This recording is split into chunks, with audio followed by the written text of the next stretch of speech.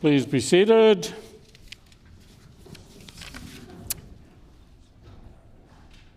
Routine proceedings, introduction of bills, committee reports. The Honourable Member for Borderland. Honourable Speaker, I wish to present the 6th report of the Standing Committee on Public Accounts.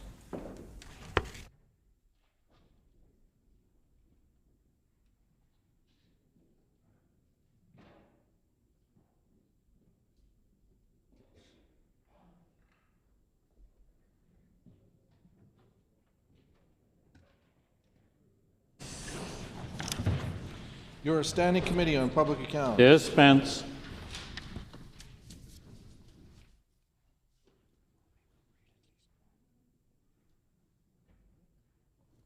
The Honourable Member for Borderland.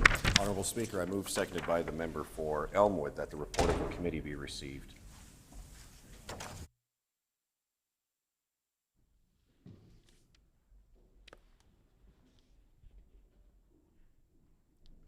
Been moved by the Honourable Member for Borderland, seconded by the Honourable Member for Elmwood, that the 6th report of the Standing Committee on Public Accounts. Is it the pleasure of the House to adopt the motion? Is it that the report of the committee be received? Is it the pleasure of the House to adopt the motion? Agreed and so ordered. The motion is accordingly passed. Tabling of reports. Ministerial statements. The Honourable Minister, Natural Resources and Indigenous Futures. Thank you, Honourable Speaker. The Manitoba Wildfire Service advises the majority of the province has a high fire danger, with the northwest corner having an extreme fire danger. Forest fuels remain dry in the southeast corner and northwest. Currently in Manitoba, we have 17 active wildfires burning. 8 fires are out of control, 2 are being held, and 7 are under control and not spreading. The Wildfire Service is reminding all Manitobans human activity has contributed significantly to Manitoba's current wildfire situation, and to adhere to the fire and travel restrictions for your area. Most recently, Lynn Lake and Marcel Colomb First Nation are moving forward with evacuations for hundreds of people going to Thompson. The community of Bissett is now on an evacuation notice, and Winnipeg Cottage Association has been notified to be ready to evacuate as required. The community of Sheridan has declared a state of local emergency and issued a mandatory evacuation as a result of the wildfires. Woboden has also declared a state of local emergency and is now on evacuation notice. Pimachikamak Cree Nation and Cross Lake has begun evacuation of priority individuals. Manitoba EMO is working with partners at the Canadian Red Cross, Manitoba Emergency Social Services, Shared Health, Municipal Northern Relations, the cities of Winnipeg, Brandon, and Thompson, and Indigenous Services Canada, ISC, to assess and coordinate accommodation needs for evacuation planning. Reception centers have been set up in Winnipeg, Brandon, Thompson, and Dauphin. We thank our partners and everyone on the ground doing their part. The size and scope of this response is truly enormous, and I am sure every member of this legislature is grateful for the massive coordinated efforts of everyday Manitobans coming together, from firefighters to hydro workers to social and healthcare workers, from local representatives, mayors and reeves, local leadership and volunteers. We thank you, we commend you, we have your backs, and we'll get through this together. Thank you, Honourable Speaker. The Honourable Member for Swan River. Yeah, thank you, Honourable Speaker. Today I rise with a heavy heart and deep concern for the families, communities, and emergency personnel facing what has proven to be one of the most challenging fire seasons on record. Across Manitoba, wildfires continue to burn with frightening force. The land is dry, the winds are strong, and for many, the fear is real. Because it's no longer just about smoke in the air, it's about evacuations, lost homes, and lives forever changed. The fire danger remains high across the province, with extreme risk in the northwest. Forest fields remain dangerously dry in both the southwest and northwest, or southeast and northwest. The Manitoba Wildfire Service reminds us human activity has contributed significantly to the current wildfire situation. Adhering to fire and travel restrictions is not optional, it's essential. To our first responders, we know that we are profoundly grateful. You are standing in the path of fire to protect lives and homes. Your courage and determination are saving lives. Thank you. We will walk beside you every step of the way as the days ahead continue to be a test for us. I believe in the strength of this province. When we rally together and when we hold each other up, we endure, not only with fire trucks, helicopters, with compassion, resilience, and unity. Let this be a time not only of challenge, but of collective strength. Let us meet with calm courage and care for one another. Stay safe, stay informed, continue to care for each other with all the strength and heart that makes Manitoba home. Thank you. The Honourable Minister for Environment and Climate Change. Thank you, Honourable Speaker. Today I rise not just for a formal recognition, but to truly celebrate the incredible work and dedication of our environment officers across the province of Manitoba, and to recognize June 1st as Environment Officers Day here in our province. These are the unsung heroes of environmental stewardship, day in and day out in all corners of our province, from the north to the south, from urban centres to remote communities. Environment officers are out in the field, standing on the front lines to protect the natural beauty, health, and integrity of this land we call home. They are our guardians of clean air, safe drinking water, healthy wildlife population, and sustainable land use. Their work is deeply technical, often difficult, and sometimes dangerous, but always essential. They are scientists, investigators, educators, and peace officers, all rolled into one. You might not see them on the front page of the newspaper or trending on social media, but they are out there doing that good work, responding to environmental emergencies, investigating spills or contamination, ensuring companies are following environmental laws, educating landowners, businesses, and citizens on best practices, and standing up for the values we all hold dear: clean water, healthy ecosystems, and a future for our children and grandchildren. Their presence and professionalism make a real difference, especially when things go wrong. When a river is at risk, when illegal dumping occurs, or when wildlife habitats are threatened, these are the people who show up. And they don't do it for applause. They do it because they care deeply about this province and what we leave behind for the next generation. As Minister of Environment and Climate Change, I want to say this clearly. Thank you. Thank you for your courage, your expertise, and your unwavering commitment. The challenges are great, but so is the impact of your work. From preventing environmental damage to promoting sustainable practices, from enforcing regulations to fostering partnerships, you are helping shape a healthier, safer, and more sustainable Manitoba. This kind of work doesn't always get the recognition it deserves, but today we honor you. Today we raise our voices to say we see you, we value you, and we are proud of the work you do. You are making Manitoba better, one inspection, one conversation, one intervention at a time. Let me also say this. Protecting our environment is not a solo effort. It's a team effort. It's a Manitoba effort, and you, our environment officers, are a vital part of that team. The partnerships you build with municipalities, with Indigenous communities, with industry, and with everyday citizens, those partnerships are how real progress happens. So today, on behalf of the province of Manitoba and all Manitobans, we celebrate your service, we thank you for your leadership, and we commit to standing with you as we work together toward a more sustainable future, one that honors the beauty, the health, and the biodiversity of this incredible province we are so lucky to call home. Keep up the great work. You're making a difference and bettering our great province. I'd ask all members to rise and recognize the environment officers that are able to be on hand today and ask that their names be added to Hansard. Thank you. Merci. Miigwech.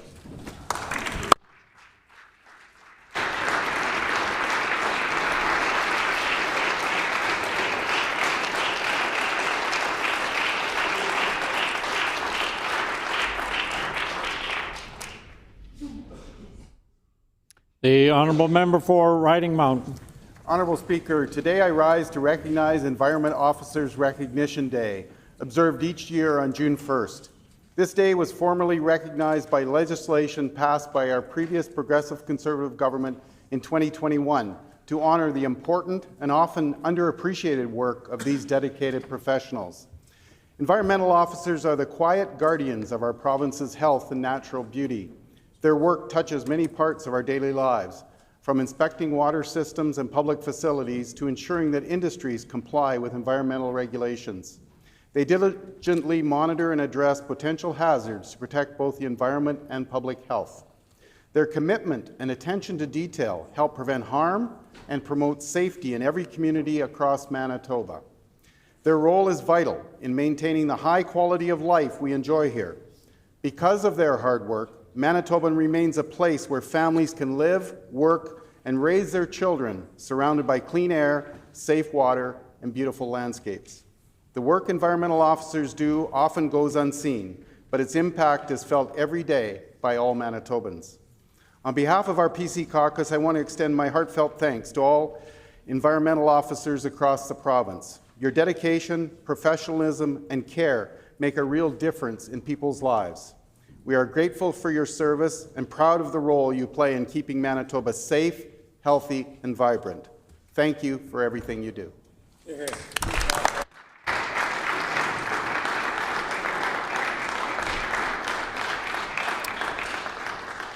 Member statements. The Honourable Minister of Sport, Culture, Heritage and Tourism.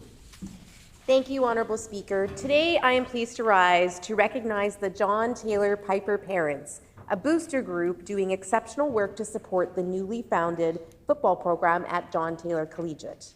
Through markets, bottle drives, barbecues, and 50-50 sales, the Parent Council raises money for their varsity and junior varsity teams. Small but mighty, the Council meets several times a year to coordinate their fundraising efforts. This fundraising goes a long way in acquiring costly but essential football equipment such as helmets, bleachers, and scoreboards. This support is critical to a young football program that started just 5 seasons ago.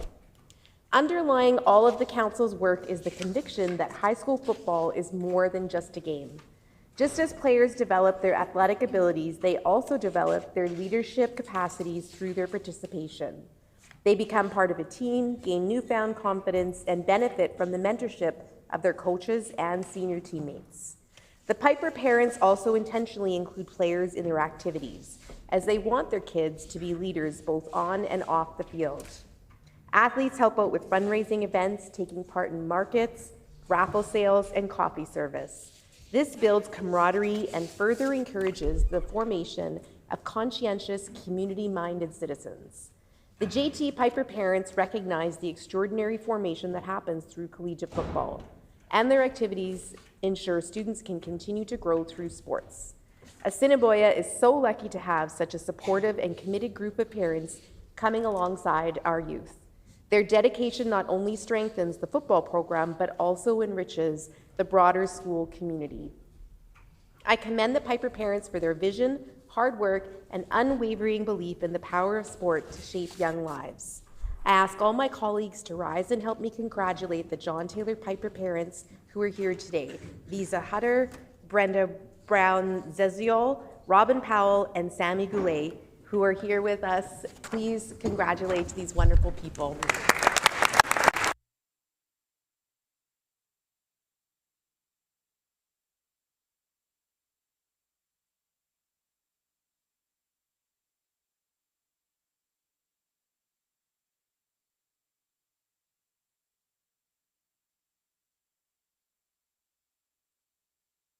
The Honourable Member for Swan River.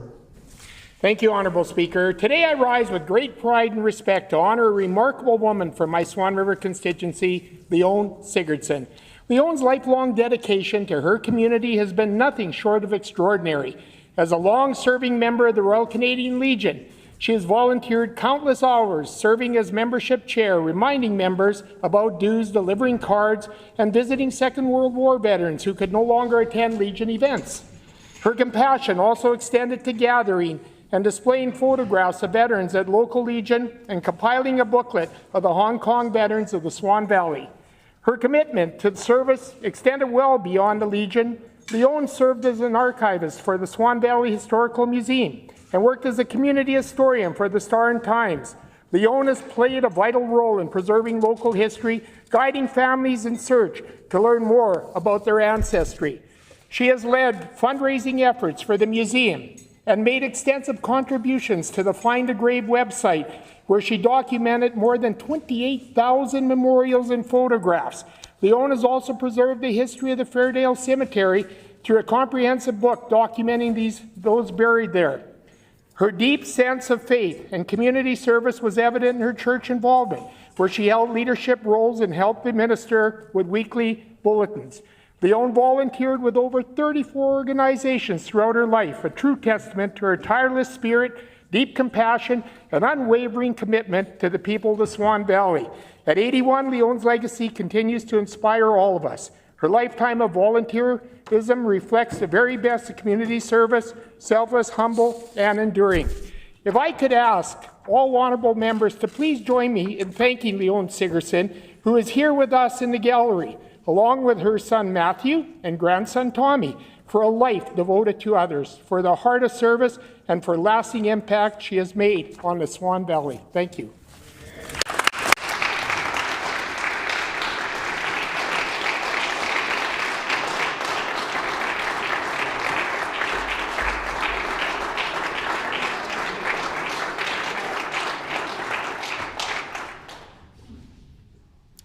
The Honourable Minister of Housing, Addiction and Homelessness. Miigwech, Honourable Speaker. I'm honoured to rise today to recognize the incredible work of the Leftovers Foundation. Their mission is to ensure that no edible food goes to waste, but instead finds its way to hands of families in need. Through their tireless effort, food that might otherwise be discarded is transformed into nourishment for so many.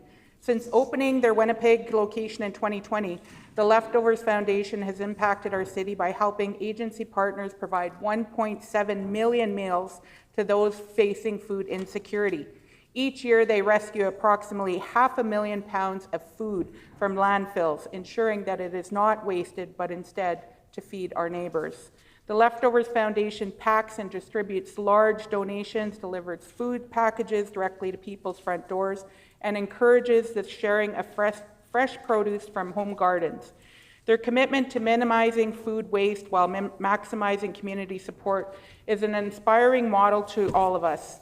By standing in solidarity with other organizations, such as During the Coldest Night 2025, they help to weave a stronger communal fabric across our neighborhoods. I was profoundly moved to stand side by side with such dedicated community-minded citizens, witnessing firsthand the power of collective goodwill. Today, I'd like to recognize folks from the Leftovers Foundation who have joined us in the gallery today: Julia Kramer, Alyssa Wolf, and Karina Blumgrund. I want to uplift your work and all of the many volunteers that work alongside you. It's been a privilege to watch this organization grow and flourish, and we are so blessed to have you in Point Douglas. Your achievements remind us that community progress happens with every plate, every donation, and when everyone pitches in. I ask that the House join me in saying miigwech to the Leftovers Foundation. We recognize you for the dedication and love you provide each and every day. We see you, we value, and we uplift you for your hard work. Miigwech.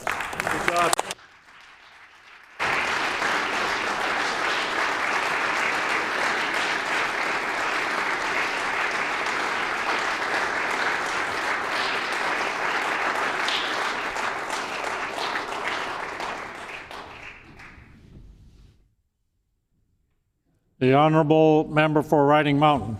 Honourable Speaker, today I rise to recognize two outstanding Manitobans from the Riding Mountain constituency who were recently awarded King Charles III Coronation Medals.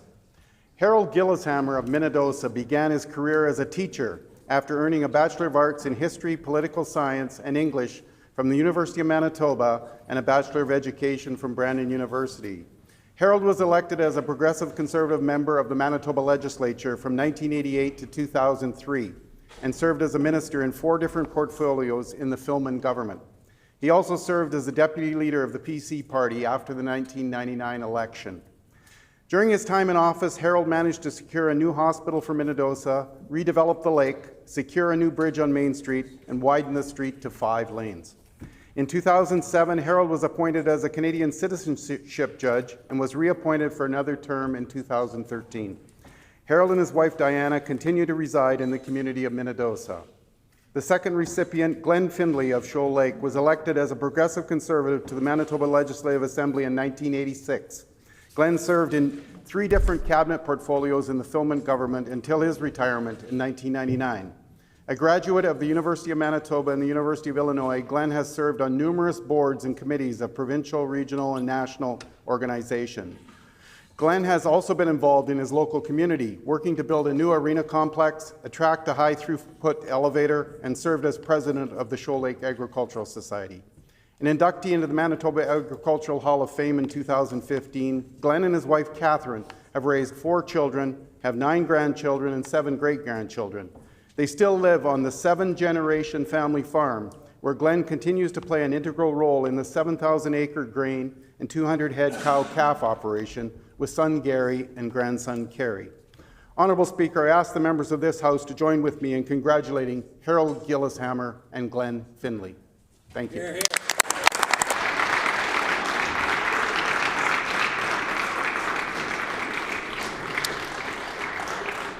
The Honourable Minister of Education and Early Childhood Learning. Thank you, Honourable Speaker. Today I rise to speak about one of my favourite spaces in the Rossmere community, the Northeast Pioneers Greenway. Winnipeg's Northeast Pioneers Greenway is more than just a trail. It's a thread that stitches our neighbourhoods together with history, health, and hope for a more sustainable future.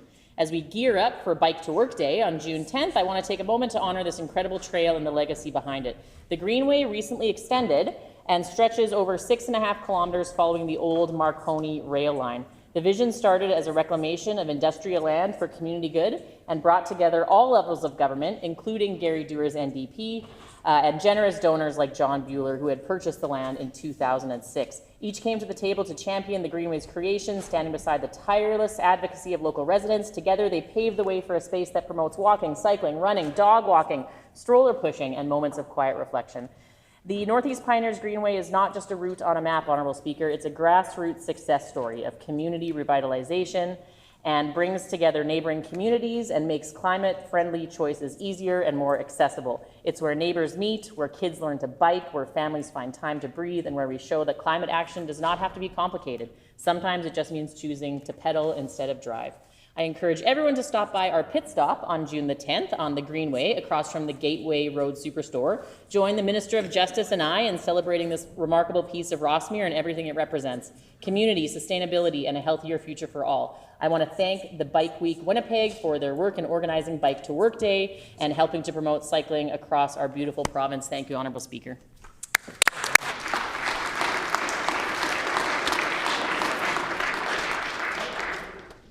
The Honourable Member for La Vérendrye. Honourable Speaker, on House business. Just if I could get you to hold off on that for 1 minute. I have some guests here that are going to be leaving right away. We have seated in the public gallery from Rock Lake School 20 students under the direction of Tim Rempel, and this group is located in the constituency of the Honourable Member for Turtle Mountain, and we welcome you here today.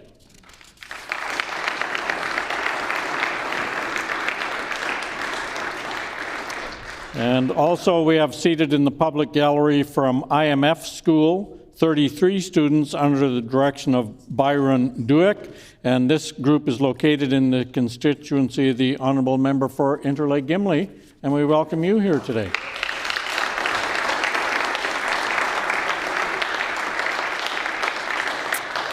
And now the Honourable Member for La Vérendrye. On House business. Honourable Member for La Vérendrye on House business. Honourable Speaker, pursuant to Section 44, subsection 3 of the Conflict of Interest Act, I rise today to table copies of a complaint I have made to the Ethics Commissioner. The letter outlines concerns about the Minister of Innovation and New Technology using insider information available to him as a Minister of the Crown to sell personal shares in a corporation before a report that reflects negatively on that corporation was made public. Included are supporting documents showing the timelines, including the minister selling shares days before said negative report was made public. These documents also detailed the complaint. Thank you.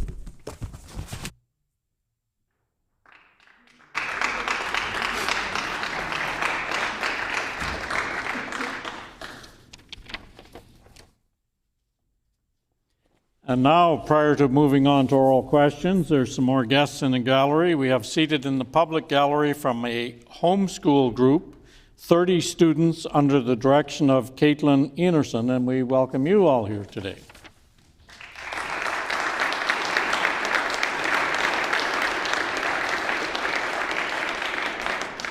And now, yet another sad announcement.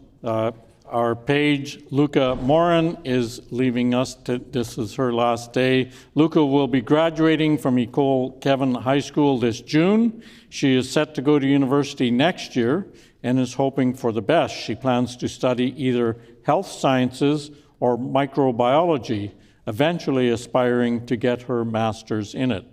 As her high school years begin to finish, she is saddened to leave the legislative PAGE program, but is nevertheless grateful for her time. During her time here, she gained a deep understanding and appreciation of how our legislative system works here in Manitoba. She would like to express a massive thank you to everyone at the Legislature who supported her throughout the year. She's extraordinarily thankful to everyone who went out of their way to guide her and mentor her. Their kindness, patience, and pleasantness have made her experience much more memorable and wonderful. And she will carry the lessons she has learned and the experiences she's had with her for the rest of her life. She is confident that she will be able to move forward strongly in her future, and she thanks you for everything, and we thank you for everything you've done for the members and the Assembly.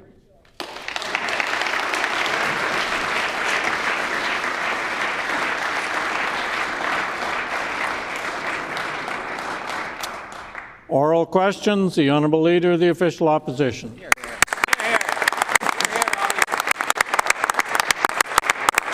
Honourable Speaker, I rise to ask a serious question on behalf of Manitobans. So it would be nice if the Premier would stand up and answer the questions. This question is simply about facts, so a simple yes or no will suffice. Public disclosures and Hansard remarks show that the Minister of Innovation and New Technology was aware that TELUS was the source of the outage as early as April 9th.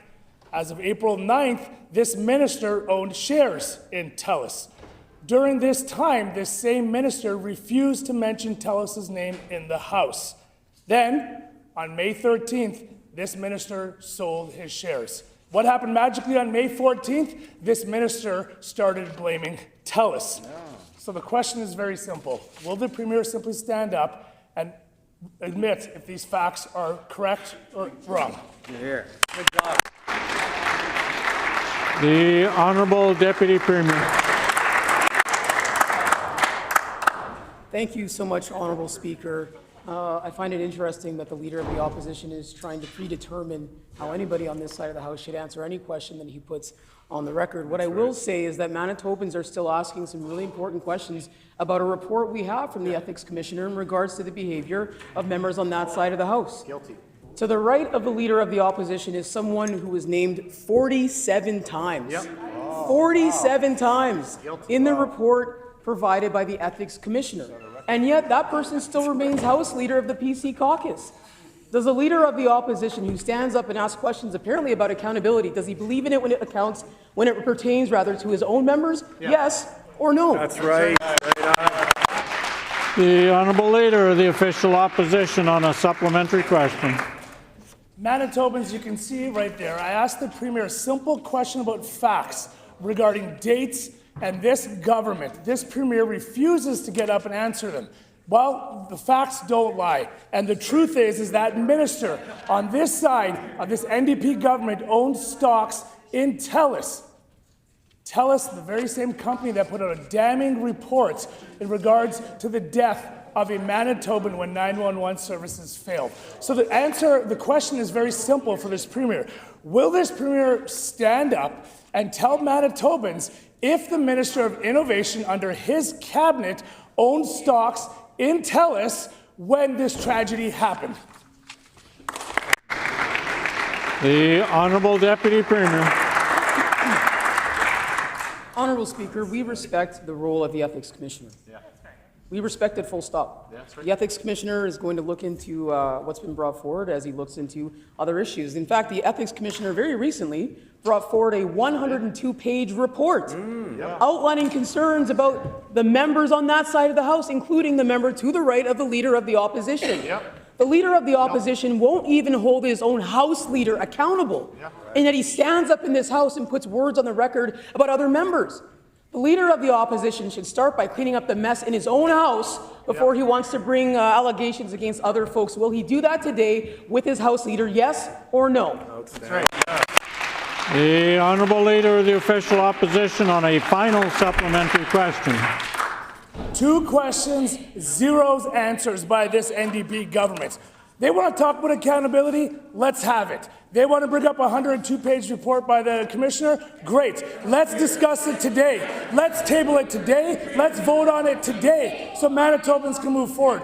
What this deputy premier doesn't want to do is Order. The government bench needs to come to order. The honourable leader of the official opposition. What this NDP government and this premier don't want to do is they don't want to discuss the facts. The facts are that their minister on their side owned shares in TELUS. Then this minister sold the shares in TELUS after a damning report came out where a Manitoban had to die. Will this premier stand up and do the right thing and admit to Manitobans that his own government, his minister, has a conflict of interest and should be removed from cabinet today? The Honourable Deputy Premier. Honourable Speaker, I hate to be the bearer of some obviously bad news. The Leader of the Opposition has members in his caucus right now who were fined in a historic breaking of the law by the previous PC administration. They're still in his caucus. The Leader of the Opposition has the MLA for Red River North who owes Manitobans a $10,000 fine because he broke the law. To his right is somebody, the member for Interlake Gimli, who 47 times is mentioned in the report for wanting to violate the Canadian Constitution. Honourable Speaker, I said it before, I'll say it again. The Leader of the Opposition needs to start by cleaning up the mess in his own house. Right on. The Honourable Leader of the official opposition on a new question. 3 questions, 0 answers by this NDP government. They want to talk about accountability. We've said, great, bring it forward. The member from that is accused in this report has agreed with the report. He says he will pay the fine in the report. We are ready to vote on the report today. Who won't vote on it? The NDP. They don't want accountability. They want to hide everything. Just like they want to hide their own minister for insider trading, for owning stocks in TELUS, getting confidential information, insider information, and then selling his stocks in TELUS. So will the Premier stand up today and tell Manitobans that his minister was wrong and he will remove his minister from cabinet today? The Honourable Deputy Premier. Honourable Speaker, in October of 2023, Manitobans knew that that member was wrong and that every single member in the PC caucus was wrong. So what did they do? They removed them from government. That's what Manitobans decided to do, and it was the right decision. And yet, there are members of the PC caucus who we still don't know what their role was. In Heather Stephenson working so hard to violate our Canadian and beloved Constitution. The member for Roblin, we don't know where she stands on this mess. We don't know where she stands on the report. She's been awfully quiet about this situation, concerningly so. She's quick to stand up and talk about Wally.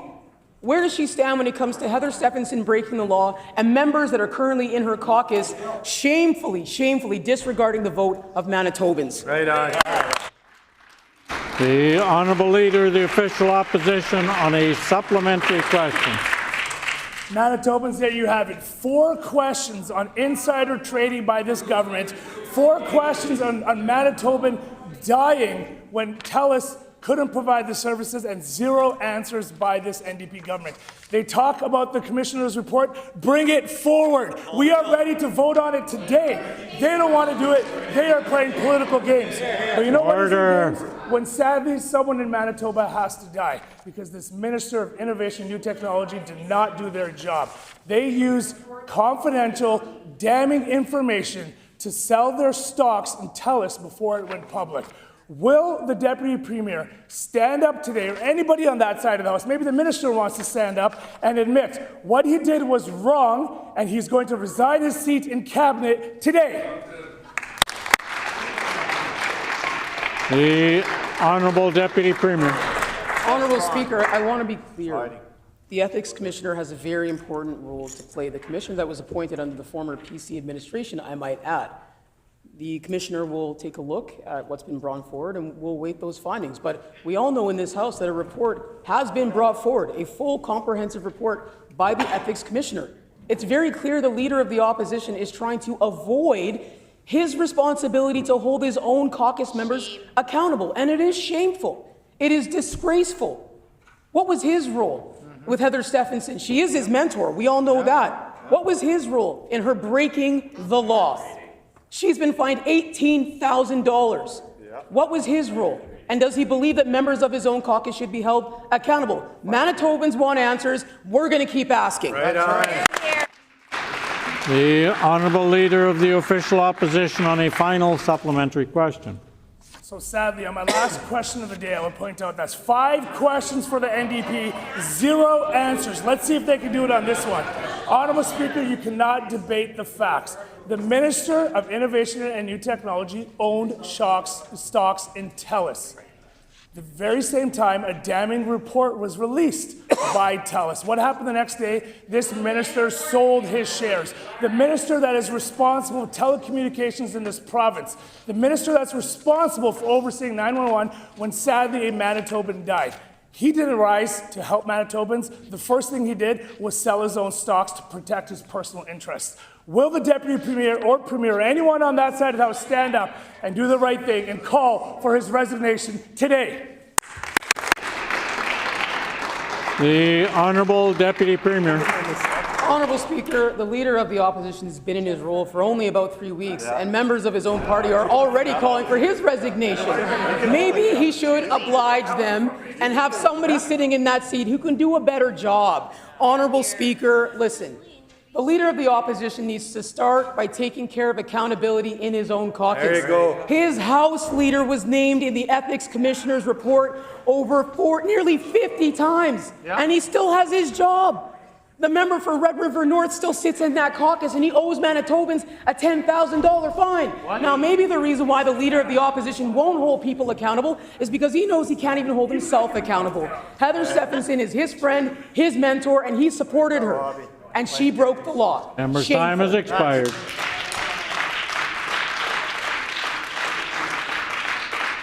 The Honourable Member for Borderland. Manitobans deserve an answer from the Minister of Innovation and New Technology himself. The facts have been laid out in the table documents. The Minister was asked repeatedly about 911 failures, and he only issued the damning TELUS report after he sold his shares in TELUS. Why did the Minister suppress the report until he had sold his shares? The Honourable Minister of Innovation and New Technology. Honourable Speaker, I'm happy to answer this question. Upon taking office as Minister, I immediately booked an appointment with the Ethics Commissioner. He advised me that I was not required to dispose of the assets in question. However, we're required to hold ourselves to a higher standard, and I took steps to dispose of those assets and have updated my file accordingly. I offer this as a lesson to members opposite, in addition to the 100 pages of reading they should have done by now. The Honourable Member for Borderland on a supplementary question. Frankly, absolutely not good enough. On April 9th, Order. The Minister of Innovation and New Technology sent a letter. Order. The Minister of Education and Early Childhood Learning will come to order. The Honourable Member for Borderland. On April 9th, the Minister of Innovation and New Technology sent a letter to TELUS. Between April 9th and May 15th, the Minister received multiple updates that the general public did not have access to. Why did the Minister not recuse himself from this file if he held shares in TELUS? Why did he quickly offload his shares before the damning TELUS report was released? The Honourable Minister of Innovation and New Technology. Honourable Speaker, it's clear this question is being posed specifically to distract from their own record. On this side of the House, I have full confidence in the work of Mr. Schnoor. Can the members opposite say the same thing? In fact, will the Leader of the Official Opposition do the right thing and remove his House Leader, who's been implicated 47 times in an ethics report? The Honourable Member for Borderland on a final supplementary question. Honourable Speaker, the Minister of Innovation and New Technology sold shares after getting inside information. He's trying to distract in his non-answers. These are serious questions we're asking today, and Manitobans deserve answers. It seems the minister is clearly in it for himself, not Manitobans. How does the minister explain his actions? The Honourable Minister of Innovation and New Technology. Honourable Speaker, I'm happy to again speak on this issue. I'm proud of being part of a team that goes above and beyond on the advice of the Commissioner. If members opposite are unsure of what this might look like, again, I refer them to the 100-page document that he recently provided them about their activities. The Honourable Member for La-Vérendrye. Honourable Speaker, the facts speak for themselves. Prior to May 13th, the Minister of Innovation and New Technology wouldn't publicly identify that TELUS was responsible for the March 22nd to 24th outage. After the 13th, he was comfortable changing his speaking points. So I asked the Minister, what changed on May 13th? The Honourable Minister of Transportation and Infrastructure.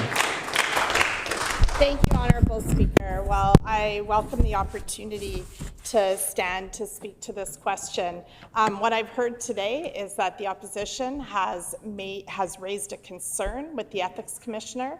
I understand that when they were in government, they appointed the Ethics Commissioner. They changed the laws when they were in government so that creates the framework that the Ethics Commissioner operates under, and they would do to respect the process of the Ethics Commissioner, both in relation to their own complaint and in relation to the findings of the Ethics Commissioner about the sheer volume of laws broken by their caucus. The Honourable Member for La-Vérendrye on a supplementary question. Honourable Speaker, unfortunately, the Minister of Innovation and New Technology, as well as the Minister of Infrastructure, weren't able to tell us what changed on May 13th. But we know what changed. He sold his shares in TELUS. He has acknowledged that he saw an interim copy of a report that the general public didn't have access to until May 16th. Does the minister think it was ethical to sell shares when he was in possession of knowledge other Manitobans were not? The Honourable Minister of Transportation and Infrastructure.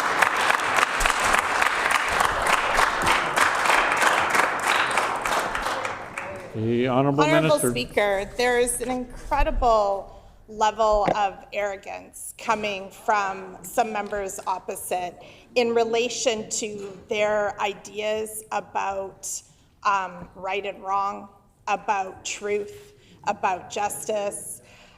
This is a caucus, this is a group that when they were in government acted so shamefully in regards to not only their election campaign with their attack on trans children, their attack on the families of missing and murdered Indigenous women, but that at the highest level, the unethical law-breaching decisions that were made by the woman who was the premier at the time and the leader of their party, as well as multiple time has expired. The Honourable Member for La-Vérendrye on a final supplementary question. Honourable Speaker, insider trading are of the greatest disrespect to Manitobans when you're a Minister of the Crown. Honourable Speaker, the facts are clear. The Minister had shares in TELUS. That's a fact. He received a copy of a report that was critical of TELUS and their handling of rural 911 services. That was clear. He then sold the shares in TELUS. Does the minister disagree with these facts? The Honourable Minister of Transportation and Infrastructure. Honourable Speaker, there is some confusion in the room between facts and allegations. Allegations have been made. The ethics commissioner will investigate those allegations, and we will await the report, as we do with respect on the government side of the House. But the facts in this room, the only true facts in relation to any ethics commissioner report of late, is the 100-page document damning the members opposite, making it very clear that there was conspiracies, secrecies, lots of misinformation or lacking information on the record during the process of investigation, and there has been no respect shown from the current leader of the opposition for the Member's report. time has expired. The honourable member for Agassiz. Honourable Speaker, these are damning documents. They're public record. Someone on these government benches. Order, please. The honourable member for Assiniboia also needs to come to order. The honourable member for Agassiz. Someone on these government benches needs to answer if they stand by a minister acting on inside information for financial benefit. Does any member opposite have the courage to put Manitobans before party? The Honourable Minister of Family. Heather Stephenson owes $18,000. Cliff Cullen owes money towards the Ethics Commissioner's report. The member for Red River North, who sits in his office there, participating online here, owes $10,000. It is mind-boggling that the members opposite would get up just mere days after a damning report that concretely said they broke the law. Their members broke the law. They violated the Constitution. And the member opposite wants to get up here and talk about standing up for what's right. This side of the government will always be on the side of right and truth, and it's time that members opposite Member's time has expired. The honourable member for Agassiz. If we want to talk about House leaders and integrity, the NDP's House leader is currently facing 2 lawsuits because of her actions and inactions. But no member of the NDP seems interested in being honest with Manitobans about what has occurred. I simply ask any member opposite, what are they hiding? The Honourable Minister of Family.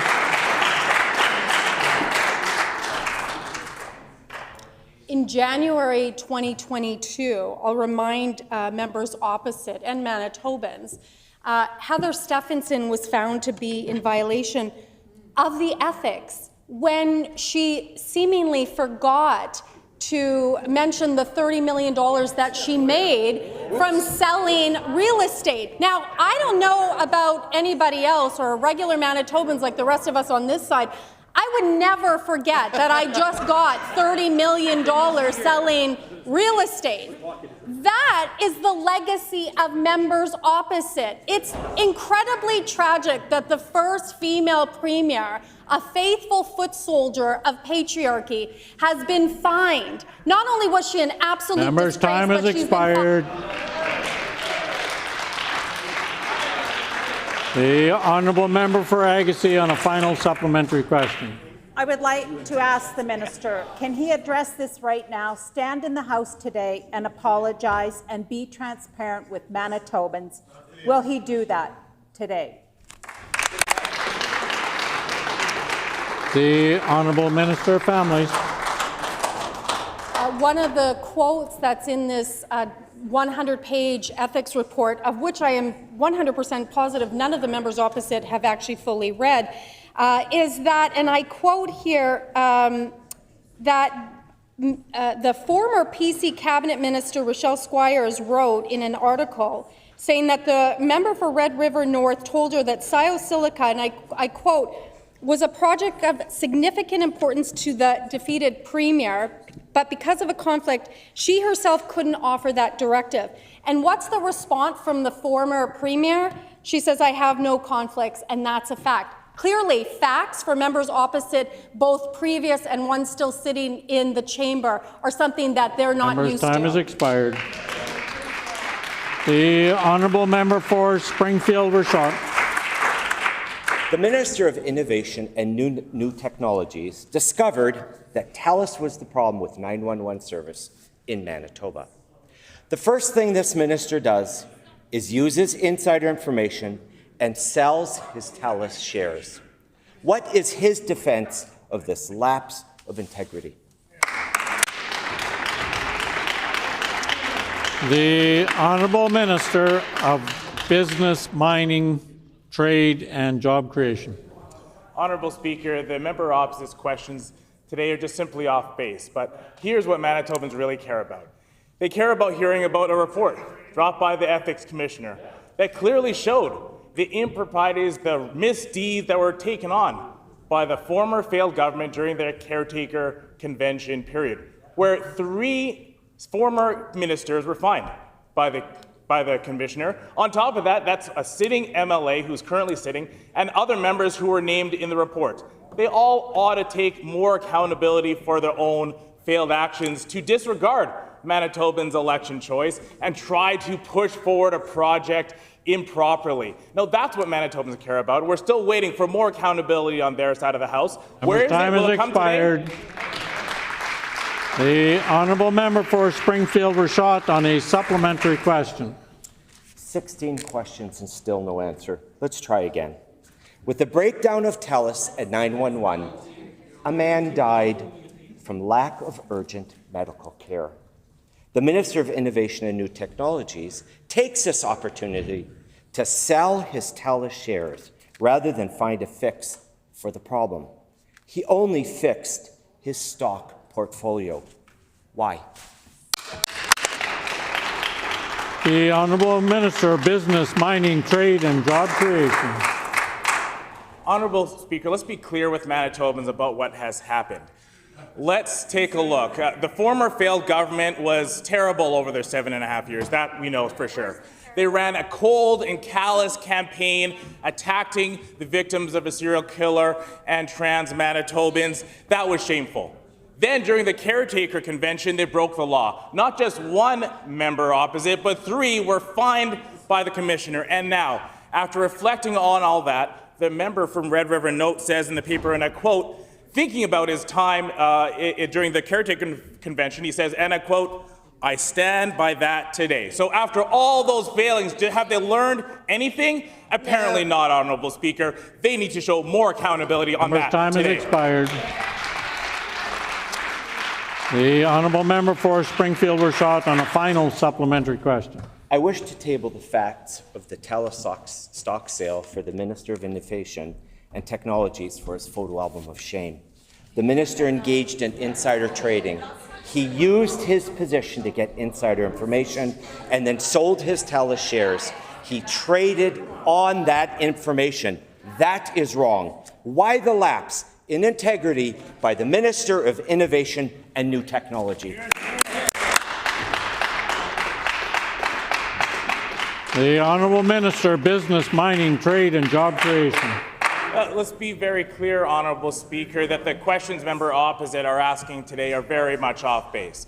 But let's talk about what Manitobans really care about. Let's talk about what Manitobans are asking for from members opposite, is that they want them to be clear and accountable on their own actions, on their failings, quite frankly. Their failings during the last government, at 7.5 years of failing. Their failings during the election campaign, where they ran horrible ads. Their failings during the caretaker convention, where they clearly broke the law, and their failings now as opposition, where they haven't learned any lessons. We're not going to take lessons from them. We're going to do right by Manitobans, work on their behalf, grow our economy, fix healthcare, and make sure that we have a brighter future in Manitoba.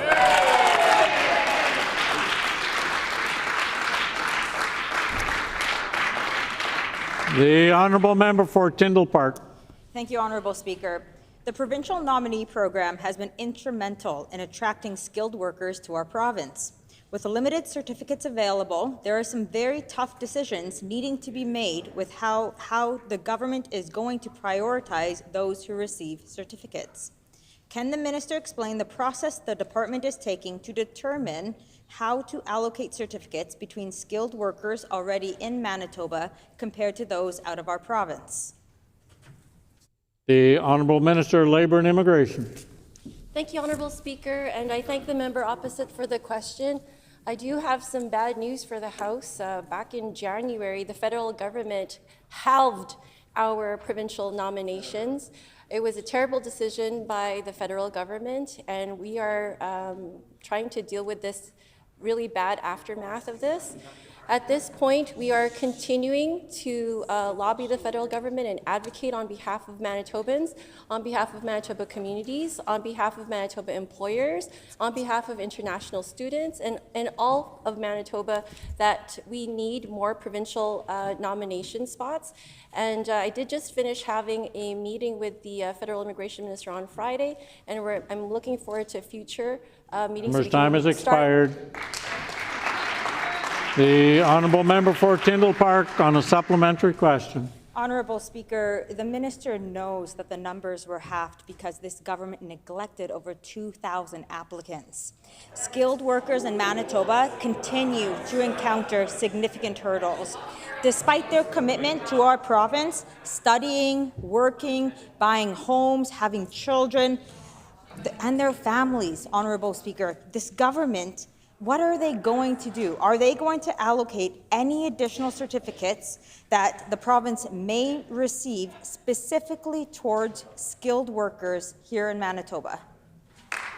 The Honourable Minister of Labour and Immigration. Thank you, Honourable Speaker. I'd like to put some facts on the record. It was the previous government that failed to nominate 2,178 of the federal allocation that was given to Manitoba in October 2023. On this side of the House, we were able to turn things around and nominate a record of 9,570 families in Manitoba. That is our record here in Manitoba. It's the previous government's record that the member is alluding to right now. And it's also the record of the MP for Winnipeg North, who doesn't seem to advocate for Manitobans in their time of need right now, that we need more allocations. And here are some of his statements regarding how Manitoba should just accept this halving of the nominations. Thank you, Honourable Speaker. Whoa. The Honourable Member for Tyndall Park on a final supplementary question. Thank you, Honourable Speaker. Just a little bit of background. When I first got elected in 2016, the former previous NDP government had completely destroyed the provincial nominee program. There were people waiting over 5 years just to hear if they were going to be accepted into the provincial nominee program. Then it took a couple of years. It took a sit-in outside of Minister Wishart's office, but we brought those wait times down so no one was waiting for more than 3 months. But now, Honourable Speaker, the NDP are back at it again, and wouldn't you know it, PNP applicants are now waiting again over 2 years just to hear if they're going to be accepted into the provincial nominee program. When will this government get rid of their backlog and do their job? Member's time has expired.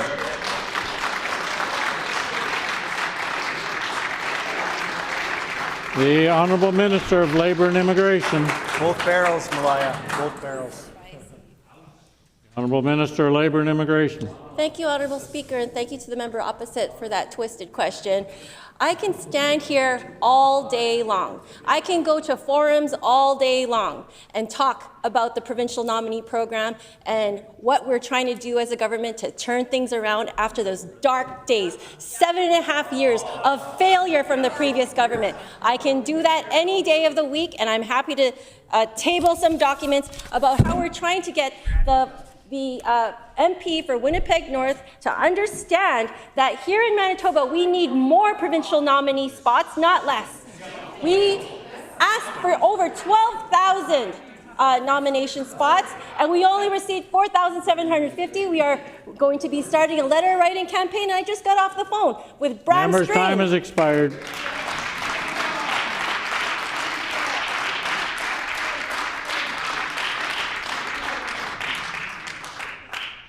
The Honourable Member for St. River. Honourable Speaker, last week our government introduced Bill 47, the Fair Trade in Canada Act. This important legislation will allow us to effectively respond to the threat of Trump's tariffs by breaking down interprovincial trade barriers. We know that the members opposite did absolutely nothing to bolster free trade within Canada for 7.5 years. They chose to thank Trump for his tariffs rather than working towards protecting Manitobans. Can the Minister of Families please explain to the House the importance of Bill 47 and why it needs to pass as soon as possible? The Honourable Minister of Families. Great question. Bill 47 is Manitoba's response to Trump's tariffs. So instead of thanking Trump like the member opposite, we know that the best way to Trump-proof our economy is through unity. That's what Bill 47 is all about, unity between provinces, between political parties, between government and business. The Manitoba Chamber of Commerce applauded this important legislative milestone. They called it, and I quote, a clear win. Even a mere couple of hours ago, King Charles himself advocated for governments to remove trade barriers. So while members opposite continue to show up and not do their job, I would encourage them to actually do their job. Expired.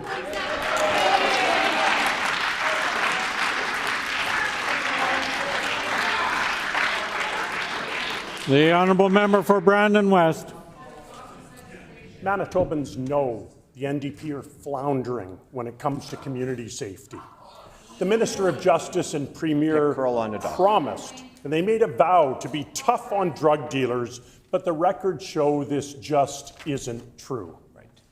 Why is the Minister continuing to release armed drug dealers and violent criminals back through his revolving door of shame?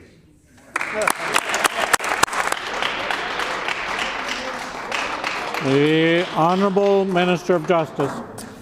The fact is, Honourable Speaker, under the members opposite, for years, crime was skyrocketing.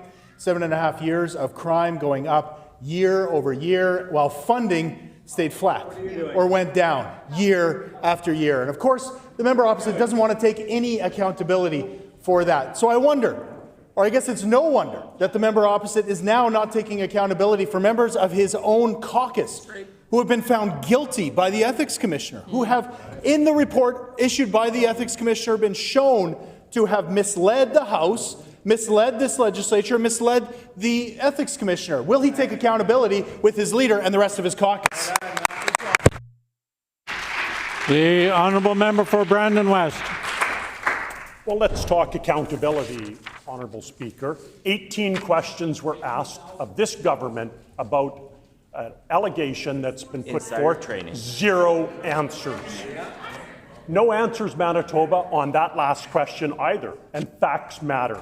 So I table a media release from the WPS where a traffic stop happened on May 21st. WPS found $20,000 worth of cocaine and Percocet, a loaded 9mm handgun, and a large amount of cash. 2 violent and armed drug dealers were released back into the community. When will this minister take responsibility and make sure that drug dealers are held accountable? Matt Weeb's friends. The Honourable Minister of Justice. One of the first bills brought forward by this government was the Unexplained Wealth Act. Despite the efforts of the members opposite, we passed that bill in the House. We now have a bill literally in front of this legislature right now, going after drug dealers in community with the Safer Communities and Neighbours Act. Member opposite doesn't want to debate that. He doesn't want to support that bill. What I want to know is when the Ethics Commissioner said, a direct quote from his report, overall, I find that the inability of the opposition House Leader to recall what happened after the election, when interviewed, puts his credibility at issue. Does he have an issue with the House Leader in his caucus? Does he have an issue with the member for Red River North? And will he put that on the record today? The Honourable Member for Brandon West on a final supplementary question. There we have it, Manitoba. 2 questions about crime, 0 answers. Shame. Your safety is at risk here, and this minister continues to release violent armed offenders back into the community. As a matter of fact, it happened again, May 26, and I'll table a Winnipeg Police Service report.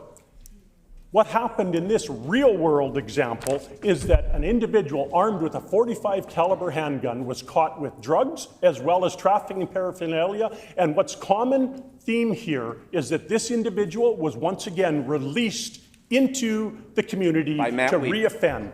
When will this minister stand up to his word and get tough on crime and tough on the drug dealers that are causing havoc in our communities? The Honourable Minister of Justice. A general investigation section in Swan River. We're teaming up with the City of Thompson to crack down on drug dealers. As I said, legislation literally in front of this legislature right now. The member opposite still hasn't said if he's going to support that important legislation. And what he, of course, he hasn't said anything about is the Ethics Commissioner's report, which said very specifically that the member for Red River North was guilty. As a former law enforcement officer, you would think that that would matter to him, but apparently it doesn't. It doesn't matter to him that the member for Red River North and the member for Interlake Gimli were mentioned 268 times in the Ethics Commissioner's report. And seemingly the member opposite doesn't seem to care. We care, Manitobans care. The member's time had expired. The Honourable Member for Roblin. The Minister of Labour and Immigration treated the member for Tyndall Park shamefully in her last answer. We know that the NDP House Leader has claimed in the past that a man deserved all the credit for the member for Tyndall Park's accomplishments in this chamber and refused to apologize. Shame. Now the Minister of Labour, instead of answering the questions posed to her, basically tells the member for Tyndall Park to go and talk to her father. Shame. The NDP House Leader loves to talk about foot soldiers of the patriarchy. What does she say to members of her? The NDP bench needs to come to order again. The Honourable Member for Roblin. The NDP House Leader loves to talk about foot soldiers of the patriarchy. What does she say to members of her own caucus who exhibit such shameful behaviour and utter hypocrisy?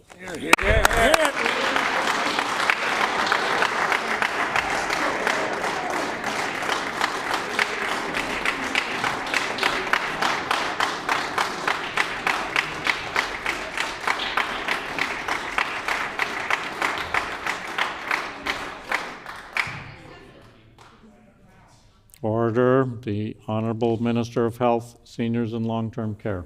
Honourable Speaker, we know that the member for Roblin likes to stand up and act as though she's on the right side of history, and yet we know time and time and time again she's not. She sits beside a leader who was the face of an anti-trans campaign. She ran under a banner that targeted the families of murder victims of a serial killer.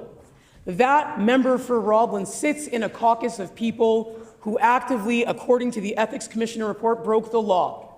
And now she condemns our Minister of Immigration for raising a fair question about what an elected member of Parliament isn't doing to advocate for immigration in his own province. The member for Roblin should stand up and apologize for touting herself to be feminist when in reality her actions show the opposite. Member's time has expired.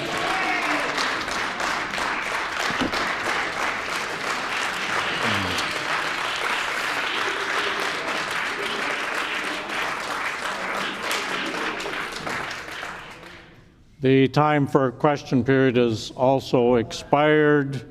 Petitions. The Honourable Member for Lakeside. Thank you, Honourable Speaker, and I wish to present the following petition to the Legislative Assembly of Manitoba. The background to this petition is as follows. Number 1, the stretch of gravel road at Provincial Road 332 off from the Trans-Canada Highway generates excessive dust, negatively impacting the health and safety of local families and businesses in the area. Number 2, the present solution of applying dust control once per year is ineffective, lasting only until the first rainfall. Number 3, dust pollution poses respiratory health risks and can continue the development of chronic health issues.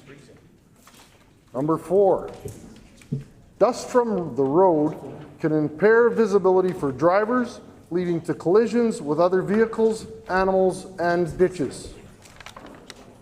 Number 5, The gravel surface reduces tire traction, compromising stable vehicle control and increasing the risk of rollovers.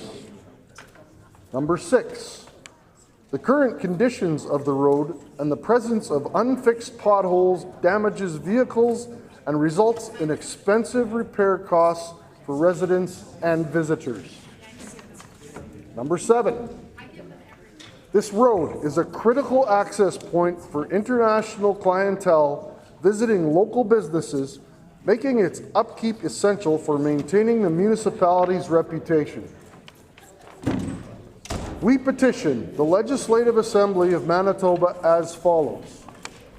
Number 1, to urge the Minister of Transportation and Infrastructure to consider extending the newly paved section on Provincial Road 332 ending at Bond Road to Road 56 north of Starbuck. Number 2, to urge the Minister of Transportation and Infrastructure to recognize the crucial need to improve road conditions to enhance safety and accessibility for all who reside and travel along Provincial Road 332 and in Starbuck. This petition has been signed by Natalie Broughton, Mary Jo Thiessen, and Robin Misson. Thank you. The honourable member for Selkirk. Thank you, Honourable Speaker. I wish to present the following petition to the Legislative Assembly of Manitoba. The background to this petition is as follows. Number 1, ensuring that teachers have a robust background in the subjects they teach is essential for maintaining high-quality education and fostering well-rounded learning experiences for all Manitoba students. Number 2, the recent amendments by the Province of Manitoba to the Teaching Certificates and Qualifications Regulation under the Education Administration Act have significantly lowered the standards for subject area expertise required for teacher certification. Number 3, these amendments eliminated all subject area requirements for teacher certification, including major and minor teachable subjects and subject-specific requirements for early middle years streams. Number 4, specifically, the amendments removed senior years credit requirements in an approved teachable major and minor, early middle years credit requirements in an approved teachable major and minor, and early middle year credit requirements for specific subjects including math, physical or biological science, English or French, and history and or geography. Number 5, key stakeholders such as parents, post-secondary educators outside the faculties of education, and business partners were not consulted about the changes. Number 6, the removal of subject-specific requirements undermines the educational quality in Manitoba schools by permitting teachers to enter the classroom without sufficient training in core academic areas, thereby compromising the education that Manitoba students receive. We petition the Legislative Assembly of Manitoba as follows. Number 1, to urge the Minister of Education and Early Childhood Learning to reverse recent amendments to the Teaching Certificates and Qualifications Regulation that weaken subject area requirements for teacher certification and to reinstate teachable majors and minors and early middle years requirements, which are essential for ensuring teachers have strong knowledge in core subject areas. Number 2, to urge provincial government to address teacher shortages through alternative measures that uphold rigorous subject area standards, which are critical for improving quality education to all Manitoba students. This petition has been signed by R.D. Omanak, Rick Rivers, Bill Rivers, and many other Manitobans. Okay, let's see there. The honourable member for Swan River. Thank you, Honourable Speaker. I wish to present the following petition to the Legislative Assembly of Manitoba. These are the reasons for this petition. Upgrading Provincial Trunk Highway 45 will accelerate economic development as it will enhance connectivity, facilitate efficient transportation, and promote economic growth in the region. Number 2, economic development will be further enhanced as improved road infrastructure attracts business, encourages investment, and creates job opportunities. Number 3, roads meeting the Roads and Transportation Acts Association of Canada RTAC standards improve both safety and efficiency as they can handle heavier loads, reducing the number of trips required for goods transportation. Number 4, safer roads further benefit both commuters and commercial vehicles, minimizing accidents and damage.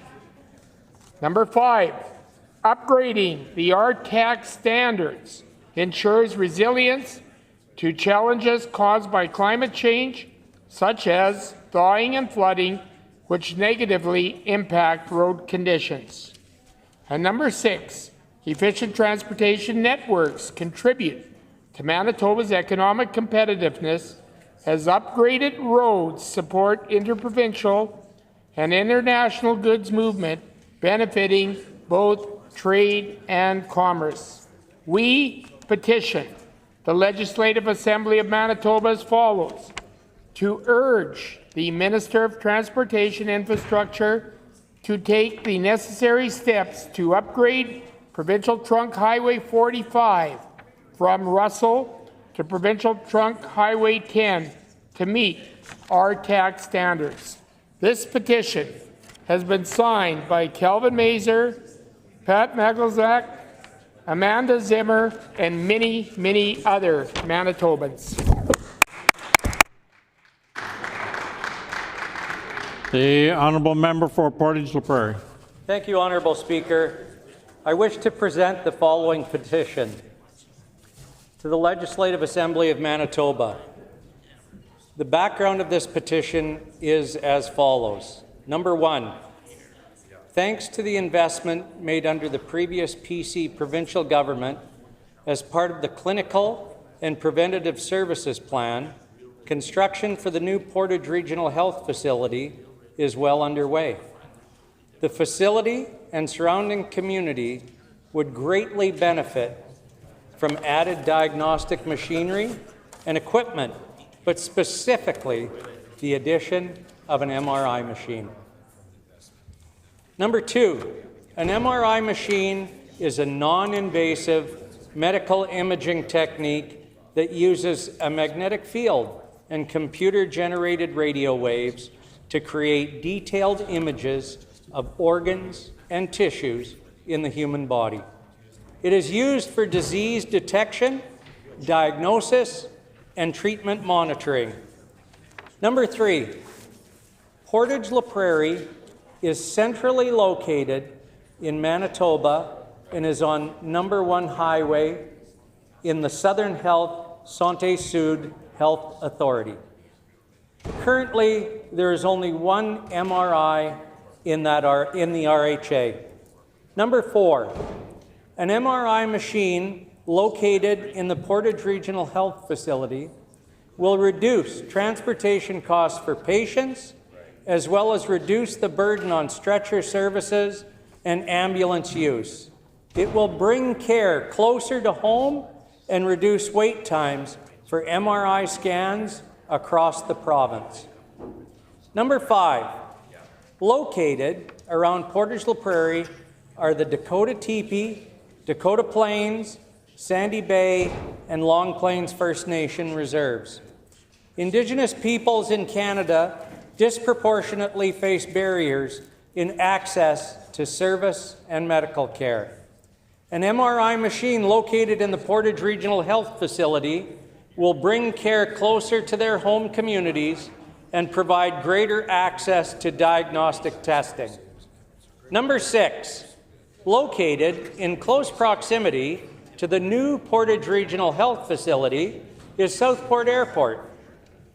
This aerodrome has a runway length that is more than adequate to support medical air ambulance services. This would provide the opportunity to transport patients by air from more remote communities to access MRI imaging services. Number 7, the average wait time for Manitobans to receive an MRI scan is currently 6 to 8 months. Having an MRI machine in the Portage Regional Health Facility will help reduce these wait times for patients and provide better care sooner. We petition the Legislative Assembly of Manitoba as follows: to urge the provincial government to support the investment and placement of an MRI machine in the Portage Regional Health Facility in Portage La Prairie, Manitoba. This is signed by Kelly McDermott, Joanne McRae, and Ken Rutter, and many, many more Manitobans. Thank you. The honourable member for Agassiz.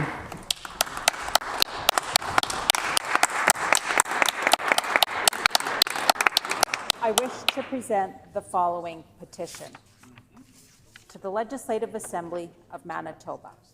The background to this petition is as follows. Number 1, Provincial Road 352 is an 87.5 kilometer route where it begins at Provincial Trunk Highway 5 near Burnie, Manitoba, and terminates at PTH 34 near Arizona, Manitoba, intersecting the Trans-Canada Highway. Number 2, the route is gravel for most of its length, with 2 paved sections, one from PTH 5 to Burnie and the other from PTH 16 to Arden. Number 3, PR 352 has had considerable amount of deterioration over the years with little to no regular road maintenance and has seen ruts and damage to the gravel sections, those of which are featured online at CAA's Worst Roads. Number 4, the promotion of PR 352 weight restriction to an RTAC classification of 140,000 pounds weight restriction has caused further damage, as the route was only built to accommodate the original 80,000 pounds and has not seen upgrades to accommodate the increase. The 1.5 mile stretch on PR 352 from the community of Burnie is the main access off PTH 5 to the community. Number 5, residents in the area were advised these weight increases to PR 352 were due to commerce movement, although there is no commerce in Burnie. Number 6, within this stretch, there is a bridge that is damaged structurally and rests only 5 feet above the creek, causing it to sit in the water and deteriorate.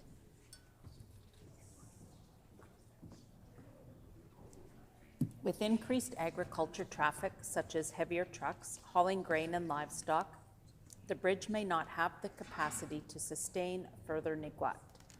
Number 7, community members have reached out and have spoken to civil servants. The issue must be resolved before it becomes a bigger problem, someone gets injured, or an accident happens. We petition the Legislative Assembly of Manitoba as follows. 1, to urge the provincial government to meet RTAC road designation by providing upgrades and regular road maintenance to Provincial Road 352 in Manitoba, specifically the 1.5 mile stretch from Burnie to Provincial Trunk Highway 5 and ensure the road remains paved with asphalt and not reduced to gravel. Number 2, to urge the provincial government to reduce load weights on PR 352 until the upgrades can be completed. 3, to urge the provincial government to replace or repair the bridge located on the 1.5-mile stretch from Burnie to PTH 5 and to provide an integrity assessment. This petition has been signed by Lisa Adams, Richard Sudin, and Kaylee Mund, and many, many more Manitobans. The honourable member for Roblin. Thank you, Honourable Speaker. I wish to present the following petition. The background to this petition is as follows. Phoenix School, a kindergarten to grade 5 school located in Headingley, has experienced consistent enrollment growth over the last several years. Enrollment is expected to reach 275 students in the next 2 years. Wow. Because the school is now over capacity, the school division has had to install portable classrooms on site as of fall 2024. For several consecutive years, the top capital priority of the St. James Assiniboia School Division has been the renovation and expansion of Phoenix School. In 2022, the Phoenix School expansion and renovation project was approved to proceed to the design phase. The project included, among other amenities, a new gymnasium, 2 new classrooms, a multi-purpose room, and room for 74 childcare spaces. In June 2024, the school division received notice from the provincial government that the project has been deferred. There is no guarantee if or when the project will move forward.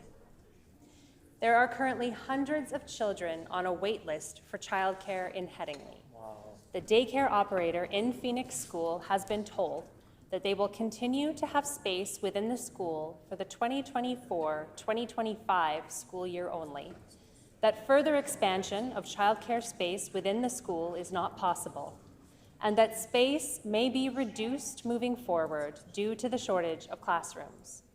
If new space is not constructed as planned, many families may be left without childcare. It is critical that the expansion and renovation of Phoenix School proceed as planned in order to support the needs of students, teachers, and families in the growing community of Headingley. We petition the Legislative Assembly of Manitoba as follows. To urge the provincial government to proceed with the planned renovation and expansion of Phoenix School without further delay. And this petition is signed by Jessica Gillespie, Jasmine Spence, Chelsea Spann, and many, many other Manitobans. Hear, hear. The honourable member for Lac du Bonnet. Thank you, Honourable Speaker. I wish to present the following petition to the Legislative Assembly, and the background to this petition is as follows. Number 1, Kelly Verway, a beloved young woman from Portage-la Prairie, Manitoba, was tragically killed in a car crash caused by a repeat violent offender with a long criminal history. Number 2, despite repeated violations of his bail conditions, the offender was free to roam the streets and to ultimately claim Kelly's life. This tragedy was entirely preventable. Number 3, while the criminal code falls under federal jurisdiction, provinces have been given the responsibility for the administration of justice, allowing for meaningful provincial action on bail reform to ensure public safety. Number 4, other provinces have taken proactive steps to strengthen bail enforcement, but Manitoba has not used all the available tools to address this issue effectively.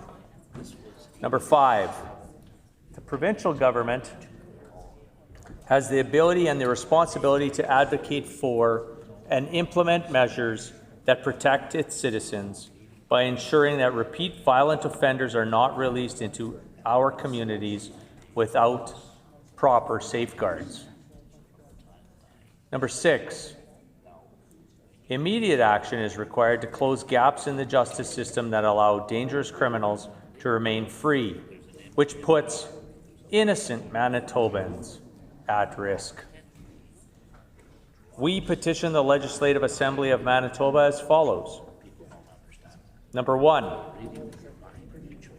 to urge the provincial government to take immediate and decisive action on bail reform to address serious deficits in enforcement by utilizing all available provincial mechanisms to strengthen warrant enforcement, increasing bail supervision, and opposing release of offenders, thus ensuring that repeat violent offenders are held accountable and that public safety is prioritized over leniency.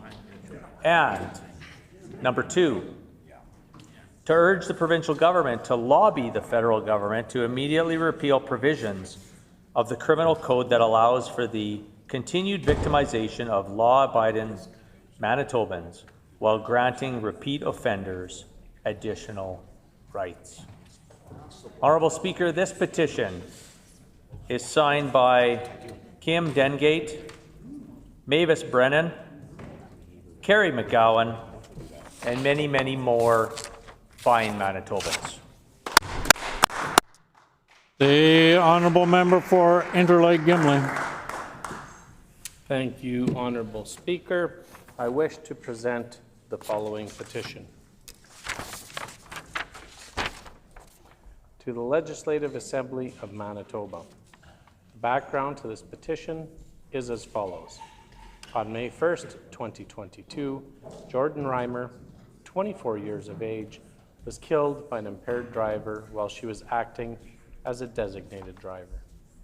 2, there are 2 people legally culpable for her death, the impaired driver and the accomplice. The driver was charged, but the second criminal, the accomplice, has not been held accountable. 3, a concerned citizen took the keys from the impaired driver earlier in the evening to ensure he could not drive impaired. The accomplice retrieved the keys from this citizen under false pretenses and knowingly provided the impaired driver with access to the vehicle. 4, the Winnipeg Police Service investigation provided adequate evidence to meet the charging standard and recommended charges be laid against the accomplice. The Crown prosecutors declined to prosecute the accomplice. 5, the family of Jordan Reimer has called for the prosecution of the accomplice and that the decision to not prosecute be reviewed independently. 6, as recently as 2022, there is precedent to refer criminal files of decisions to not proceed with prosecution to extra provincial departments of justice for review. This was done with the Peter Nygaard file, which ultimately led to a reversal in the decision to not prosecute, and charges were laid. 7, an out-of-province review is supported by MAD Canada, MAD Manitoba, and by Manitobans. 8, the family has exhausted every avenue within the existing system, and in the absence of a prescribed process when a disagreement exists on charging standards, the only option is to request an independent out-of-province review.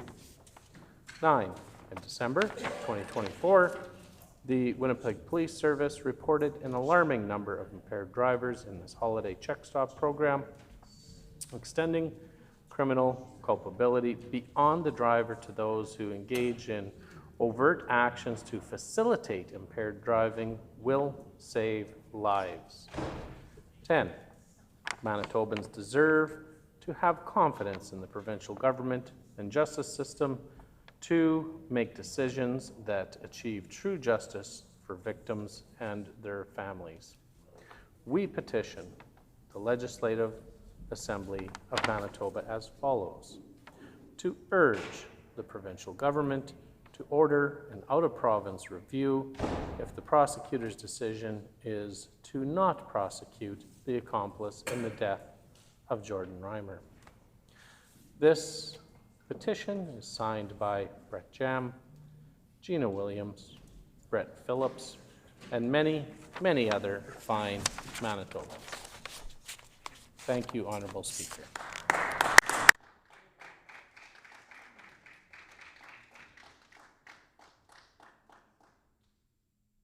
The honourable member for Brandon West. Well, thank you, Honourable Speaker. I wish to present the following petition to the Legislative Assembly of Manitoba. The background to this petition is as follows. Number one, on May 1st, 2022, Jordan Reimer, 24 years of age, was killed by an impaired driver while she was acting as a designated driver. Number two, there are two people legally culpable for her death: the impaired driver and the accomplice. The driver was charged, but the second criminal, the accomplice, has not been held accountable. Number three, a concerned citizen took the keys from the impaired driver earlier in the evening to ensure he could not drive impaired. The accomplice retrieved the keys from this citizen under false pretenses and knowingly provided the impaired driver with access to the vehicle. Number four, the Winnipeg Police Services, WPS, investigation provided adequate evidence to meet the charging standards and recommended charges be laid against the accomplice. The Crown prosecutors declined to prosecute the accomplice. Number six, as recently as 2022, there is precedent to refer criminal files of decisions to not proceed with prosecutions to extra provincial departments of justice for review. This was done in the Peter Nygaard file, which ultimately led to a reversal in the decision to not prosecute, and charges were laid. Number seven, an out-of-province review is supported by MAD Canada, MAD Manitoba, and by Manitobans. Number eight, the family has exhausted every avenue within the existing system, and in the absence of a prescribed process, when a disagreement exists on charging standards, the only option is to request an independent out-of-province review. Number nine, in December 2024, the WPS reported an alarming number of impaired drivers in the holiday check stop program. Extending criminal culpability beyond the driver to those who engage in overt actions to facilitate impaired driving will save lives. Number 10, Manitobans deserve to have confidence in the provincial government and justice systems to make decisions that achieve true justice for victims and their families. We petition the Legislative Assembly of Manitoba as follows: to urge the provincial government to order an out-of-province review of the prosecutor's decision to not prosecute the accomplice in the death of Jordan Reimer. And Honourable Speaker, this petition was signed by Samantha Wynne, Skook Shum, Kelly Parker, and many, many other fine Manitobans. The honourable member for Dawson Trail. Honourable Speaker, I wish to present the following petition. The background to this petition, to the Legislative Assembly of Manitoba. The background to this petition is as follows. On May 1st, 2022, Jordan Reimer, 24 years of age, was killed by an impaired driver while she was acting as a designated driver. There are two people legally culpable for her death, the impaired driver and the accomplice. The driver was charged, but the second criminal, the accomplice, has not been held accountable. A concerned citizen took the keys from the impaired driver earlier in the evening to ensure he could not drive impaired. The accomplice retrieved the keys from the citizen under false pretense and knowingly provided the impaired driver with access to the vehicle. The Winnipeg Police Service, WPS, investigation provided adequate evidence to meet the charging standards and recommend that charges be laid against the accomplice. The Crown prosecutors declined to prosecute the accomplice. The family of Jordan Reimer has called for the prosecution of the accomplice and that the decision not to prosecute be reviewed independently. As recently as 2022, there is precedent to refer criminal files of decisions not to proceed with prosecution to external provincial departments of justice for review. This was done with the Peter Nygaard file, which ultimately led to a reversal of the decision not to prosecute, and charges were laid. An out-of-province review is supported by MAD Canada, MAD Manitoba, and by Manitobans. The family has exhausted every avenue within the existing system, and in the absence of a prescribed process where a disagreement exists on charging standards, the only option is to request an independent out-of-province review. In December 2024, the Winnipeg Police reported an alarming number of impaired drivers in the holiday check stop program, extending criminal culpability beyond the driver to those who engage in overt actions to facilitate impaired driving will save lives. Manitobans deserve to have confidence in the provincial government and justice systems to make decisions that achieve true justice for victims and their families. We petition the Legislative Assembly as follows: to urge the provincial government to order an out-of-province review of the prosecutor's decision to not prosecute the accomplice in the death of Jordan Reimer. This petition has been signed by many Manitobans. The honourable member for Borderland. Honourable Speaker, I wish to present the following petition to the Legislative Assembly of Manitoba. The background to this petition is as follows.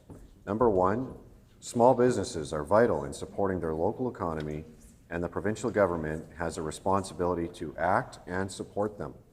Number two, the recent increase in vigilantism shows that Manitobans do not trust this provincial government to fulfill its responsibility.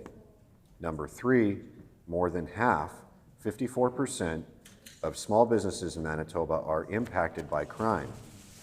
Property damage, theft, littering, and public intoxication are some of the crimes that affect most businesses, according to the Canadian Federation of Independent Business.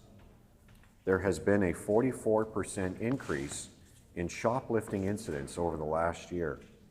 Number 4, in order to combat this rise of crime, small businesses try, unaided, to implement various out-of-pocket security measures and safety training for their staff, and they face increasing costs when they incur property damage or theft.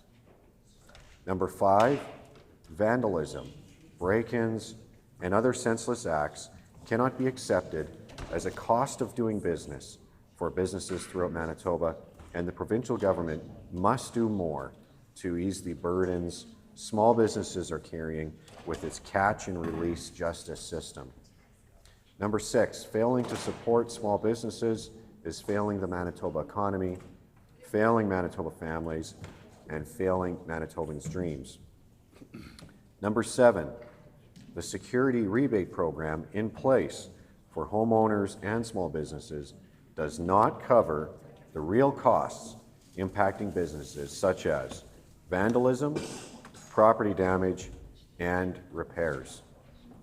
We urge the Legislative Assembly of Manitoba as follows to urge the provincial government to support Manitoba small businesses through specific funding to reimburse the expenses and insurance deductibles that they incur as a result of crime. This petition has been signed by Helen Ginter, Mary Reimer, Barb Adair, and many, many, many, many, many, many Manitobans.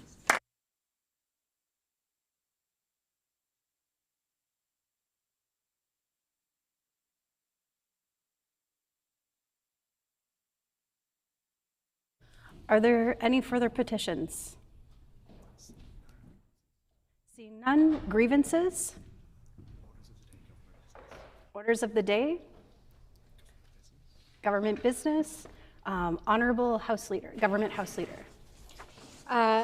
Honorable Deputy Speaker, could you please canvass the House to not see the clock until all stages of Bill 47, the Fair Trade in Canada Internal Trade Mutual Recognition Act, and amendments to the Commemoration of Days, Weeks, and Months Act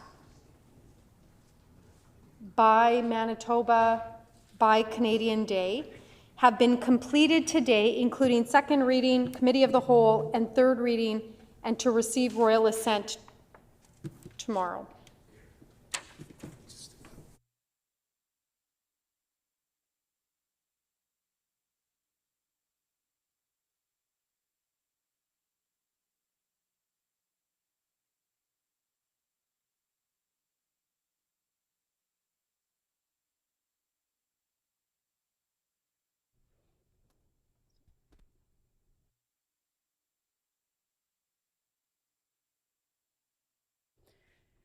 So is there leave for the House to not see the clock until all stages of Bill 47, and I don't need to do the Fair Trade in Canada Internal Trade Mutual Recognition Act and amendments to the Commemoration of Days, Weeks, and Months Act by Manitoba by Canada Day have been completed today, including second reading, committee of the whole, and third reading, and to receive royal assent tomorrow? Is there leave? I hear a no. Leave is denied. Honorable Government House Leader. Thank you much, Deputy Honorable Speaker. Can you please call second reading of Bill 47, the Fair Trade in Canada Internal Trade Mutual Recognition Act and amendments to Commemoration of Days, Weeks, and Months Acts by Manitoba by Canadian Day, followed by third readings of Bill 3, the City of Winnipeg Charter Amendment and Planning Amendment Act, followed by Bill 4, the Planning Amendment Act.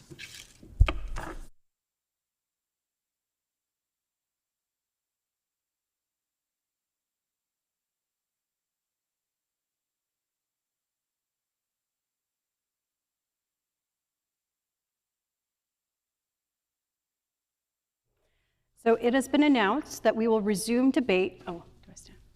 It has been announced that we will resume debate on the second reading of Bill 47 and concurrence and third reading, followed by concurrence and third reading of Bill 3 and Bill 4. So we will resume debate, proceeding with the member from Selkirk with 14 minutes remaining. The honourable member for Selkirk.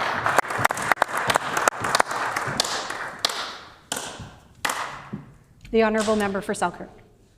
Thank you, Honourable Deputy Speaker. And again, it gives me great pleasure to rise in the House today and speak on Bill 47 again, which I refer to as Bill 227 Light. We had an opportunity yesterday to talk about this bill. We had some nice debate going back and forth, and I think we all agree in this chamber that having a free trade bill, or what the NDP called a fair trade bill, for Manitoba is a wise and prudent thing to do. But we need to be very conscious of the fact that this bill has already been before the House under a different title. Now, the free trade bill that was brought before from the member from Midland, which was Bill number 227, had 90% of the information that's contained in this bill. It had everything that the current government would like to see in the bill. They've watered down some of the things in their rendition of the bill, but essentially the bill was there, and they could have been some very simple things brought forward for amendments to address what they felt was missing from the member from Midland's bill. During the debate that we had, I rather enjoyed it. We talked about the importance of business in our province, the importance of the business owners and the communities that they support, having flourishing companies around and having the ability to be able to do business across Canada. I spoke at length yesterday that in my private business that my son runs now, we go across Canada, and we've made that decision a number of years ago after we found the market was difficult for us to get to, and everything was moving along for us just fine until we had different regulations that popped up, and it made it very difficult for us to compete in the U.S. market, and different regulations into the U.S. had it difficult. So I'll just explain that a little bit. In order for us to sell a product into the U.S., we have to have certain requirements, and originally it used to be part of the NAFTA agreement, the North American Free Trade Agreement. Then they called it, after a different negotiation, it became CUSMA, the Canadian-U.S.-Mexican Agreement, based on what was your product code and what was implemented. And there's tariffs have been around for millennia. So these tariffs could be applicable or non-applicable, but it depends on the products that you're shipping. Fortunately for us at the time, the products that we were shipping were non-tariff related, so we could ship our products into the U.S. It was a great opportunity for us to not only just ship our product, but to be a part of the installation process. So we would go down there and supervise the installation. We could not bring our crews from Canada into the U.S. to actually physically work on the product. We would simply go there and supervise, and we would hire people from the local areas that we would work in, and we would train them, and we'd bring them to be a part of our team, and we would supervise the installation of these buildings, and we would leave. And it worked great. We were very hands-on in relation to what the customer needed, but we helped the local economies move forward. That spurred business throughout the U.S., and these different markets spoke to their member companies or sister companies, so to speak, and they would pass on our names when they needed products that we offered, and we would often be down there. But as a little bit of the trade war happened between Donald Trump and China, the costs went up. Our cost to ship the product from the U.S. into Canada, manufacture the product, and turn around and ship it back into the U.S. for installation or for the customer to install became cost prohibitive. So we started looking more at a local market.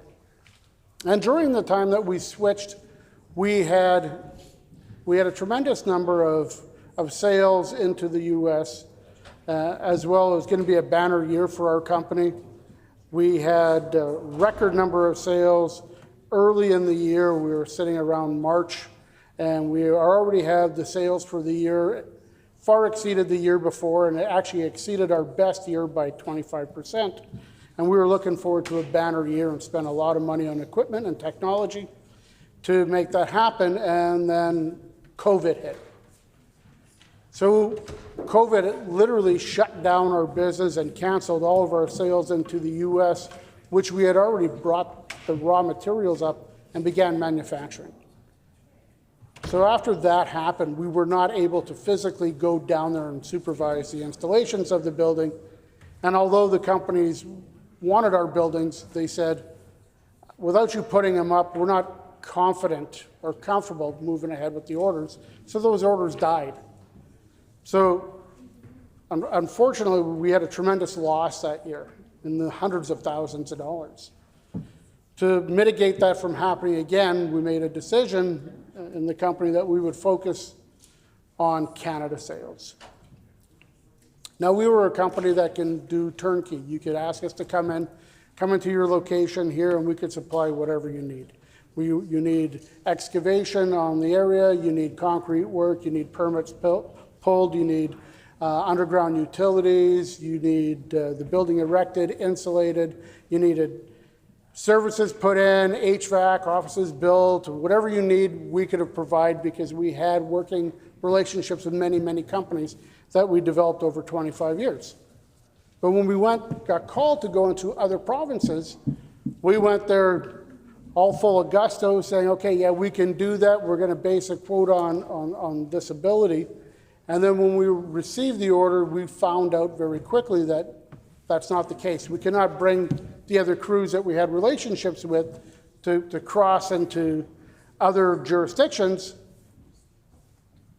without hiring people that were local. That caused some serious pricing concerns for us. We didn't have that control and ability to control the cost nor the relationships that we had with these suppliers. And it made it difficult to actually get companies to work for you that didn't know you. And it also had an uncertainty on the level of quality that we were going to get out of these people that we didn't know their work. Just like if you would have somebody come and work on your residence, very important that you get a listing of their references that you can go and verify and check. We didn't have that necessarily on quick things. So for us, it was a little scratching our heads. Why are we not able to do that? A Canadian is a Canadian is a Canadian. We were always led to believe, but the actual fact is that everybody was treated differently in the trade barriers and what you do. I've got friends of mine in many different industries, but in the refractory where they go and reline furnaces and in mining and exploration, they are penalized for going into other jurisdictions by the provinces themselves. So I just thought this would be a great opportunity for us to come together as Canadians and say, you know what? We want all Canadians to do better. We want all Canadians to have an opportunity. And we need to work together to make sure that we're stronger. And if we can open markets in Canada and not be dependent on the U.S., that money stays right here. That money stays right into the communities that do that work. And I think it would be a great opportunity. And as the member for La Vérendrye said yesterday, just even in safeties of vehicles, it is troublesome that vehicles are held to a different standard depending on which jurisdiction they come from. And you would think that a vehicle traveling down the road, especially something that could have 50 tons of weight on there, traveling at all hours of the day, would have the safety standard whether you're in Nova Scotia or whether you're in Victoria. It should have the same rigorous standards to make sure that everybody on the highway would be safe. But that's not the case. And even if those standards are very similar, we don't recognize them. We don't say that if somebody got a safety certificate in Alberta, we'll recognize that here in Manitoba and you can get your insurance certificate to go ahead and get it done. Many different things happen very jurisdictionally. And once we can break down some of those barriers, we're going to be able to hopefully attract people to come into this province and to live and work here. We maybe have the opportunity to attract different businesses to come into some of the communities that maybe are struggling to retain population in our province, and to say instead of having these communities die, that have an abundance of land and resources available, maybe these companies will say there's an opportunity to go in small town Manitoba and set up, and we've got a dedicated workforce that would love to come and work for us. There's going to be some opportunities that are going to come for all industries, including the mining sector, the oil and gas, in manufacturing. We've got products that we manufacture here. I know that just in Woodlands, Manitoba, there's a company that makes a zero-turn lawnmower. And the majority of their products that they manufacture are destined for the U.S. But if we can eliminate a lot of the trade barriers and help these companies reach markets within Canada, they could flourish even more in Canada and have the opportunity to sell products across this great country that we have. Because every province needs a way to cut grass, especially on commercial mowers. And I take a look at just in a little company that we have that my son is running that I'm so proud of. He goes out and he has an opportunity to do business in Canada. Quick turnaround. You could plan your schedule, your buildings to be installed and ship them directly from here. And let's say, for instance, he wants to go install buildings in Saskatchewan, Alberta, BC, and then on the way back, he can hit some more on the way back. It makes it more cost effective for us to do short drives. Instead of traveling 22, 24, 26 hours to location, we could be there in 3 or 4 or 5 hours just by hitting the outside of our provinces. We have opportunities to really say that Canada matters to Manitoba, and Manitoba matters to the rest of Canada. When you have opportunities to vote on bills, we need to stop playing partisan politics. And when you take a look at Bill 227 that came before this House, it should have been a no-brainer. We should have said, yes, this is great. And if you have amendments, absolutely, bring them forward. That's what we're supposed to do here as legislators, to say that this is what we want to bring forward to represent the people who voted us here. And Bill 227 brought a lot of that information forward, and it was on the NDP government's responsibility to say we would like to make that bill better for the people that we represent by asking for some amendments that come in there. And I don't think that a reasonable amendment would have been scoffed at or refused. I think that it could have been very well debated in this House, and we could bring bills forward very quickly. And then we have what we've seen yesterday was, even before the bill hit the floor, it's like, we've got a bill, we're going to introduce it, we want you to pass it, and we're going to stay here till the end of the day until it's done. Well, that's the opposite of a democratic society. And that democratic society says, hey, we've got a bill, take a look at it, and let's see what we can do from that. We want your opinion on that. But what we're getting is not opinions of value brought forward, it's opinions on how a party stands for party's sake. We need to govern here for the people in our province, not from the people behind the scenes pulling the strings of the puppets. Thank you. Good job. The honourable member from Borderland. Thank you, Speaker.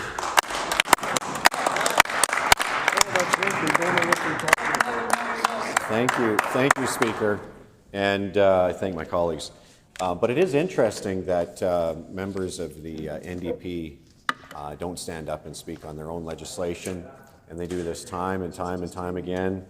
You know, they want it passed, but then they they won't stand up and speak to why it should be passed, and they won't make the case to Manitobans, and they won't make the case to members of this House. And so here we are. I mean, certainly my colleagues in the PC caucus are taking the opportunity that we have to debate this legislation, but it's interesting that the NDP refused to do so. So they have that opportunity. We'll see if they get up to speak to their own legislation, if they can make the case for it. But I suspect perhaps the reason that they're not speaking to it is because this is really a half-hearted attempt at demonstrating some sort of pro-Canada, some newfound pro-Canada patriotism, and I suspect it's half-hearted too, because in the last couple of weeks,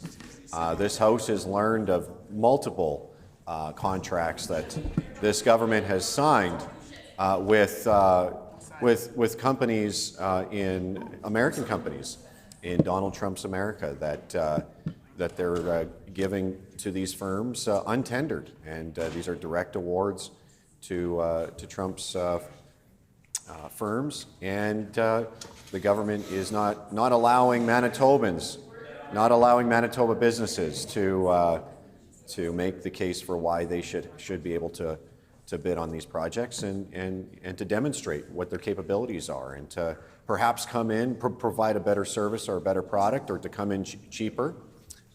And they don't even get that opportunity. These are direct awards under untendered contracts to American firms. And so let me be very clear, Speaker. The problem here is that trade between Canada and the United States, has carried on ever since the inception of this country, and I suspect will going forward. However, no government outside of this NDP government has given untendered contracts to American firms in the middle of a trade war. That's the issue. And so I think that it's incumbent on them to stand with Manitoba businesses and Canadian businesses, and to strengthen our own economy and do what we can to try to alleviate the impact of the trade war and the tariffs on our own economy. But they're not doing that. And so we have these contracts that they've gone ahead and tendered. So perhaps that's why they're so half-hearted about this legislation. Perhaps that's why they're sitting on their hands and not participating in debate on Bill 47. And so, as I said, I will then take the opportunity to do so and to share a couple of thoughts. I think it's disappointing that the government denied the member for Midland the opportunity to see Bill 227 pass through all stages of this House and receive royal assent. Instead, they rejected that bill. They essentially voted it down and blocked its passage, and introduced their own watered-down legislation, which is what we are debating today on the floor of this chamber. And so Bill 47 is called the Fair Trade in Canada Internal Trade Mutual Recognition Act, and here we are with a watered-down version. And again, I think it's unnatural for the NDP, who have for decades been protectionist in their ideology and in their perspective. We saw how that in their previous dark, failed 17 years, that they absolutely refused to sign on to the New West Trade Partnership with Saskatchewan, Alberta, and British Columbia. They would not do that, and that was a great scheme, is a great partnership that strengthens ties within Western Canada between the 4 Western provinces. But the NDP refused to do that, and so again, we saw that that refusal, and perhaps that's why there is some half-heartedness on the part of debating this legislation today. And as far as the New West Trade Partnership goes, I thought it was interesting in today's question period that the member for Seine River suggested, actually said, I didn't suggest, but actually said that the former PC government didn't do anything when it came to strengthening internal trade within Canada and tearing down trade barriers. But she missed the fact, or seems to have conveniently forgotten, that it was, as I said, the previous PC government that signed on to the New West Trade Partnership. And so it's a pretty glaring omission, but I just wanted to get that on the record. The New West Partnership Agreement is an accord between the governments of British Columbia, Alberta, Saskatchewan, and Manitoba that creates Canada's largest barrier-free interprovincial market. And all Manitobans and all Western Canadians benefit from that. Under the NWPTA, British Columbia, Alberta, Saskatchewan, and Manitoba are the first jurisdictions in Canada to commit to full mutual recognition or reconciliation of their rules affecting trade, investment, or, and this is critical because this is not in Bill 47, but labor mobility. The NWPTA, the New West Partnership Trade Agreement between the governments of British Columbia, Alberta, Saskatchewan, Manitoba, that agreement included not only trade and investment, but also labor mobility, which is a huge aspect of interprovincial trade barriers. And so as to remove barriers to the free movement of goods, services, investment, and people within and between these provinces. This agreement builds on the Trade Investment and Labor Mobility Agreement between British Columbia and Alberta.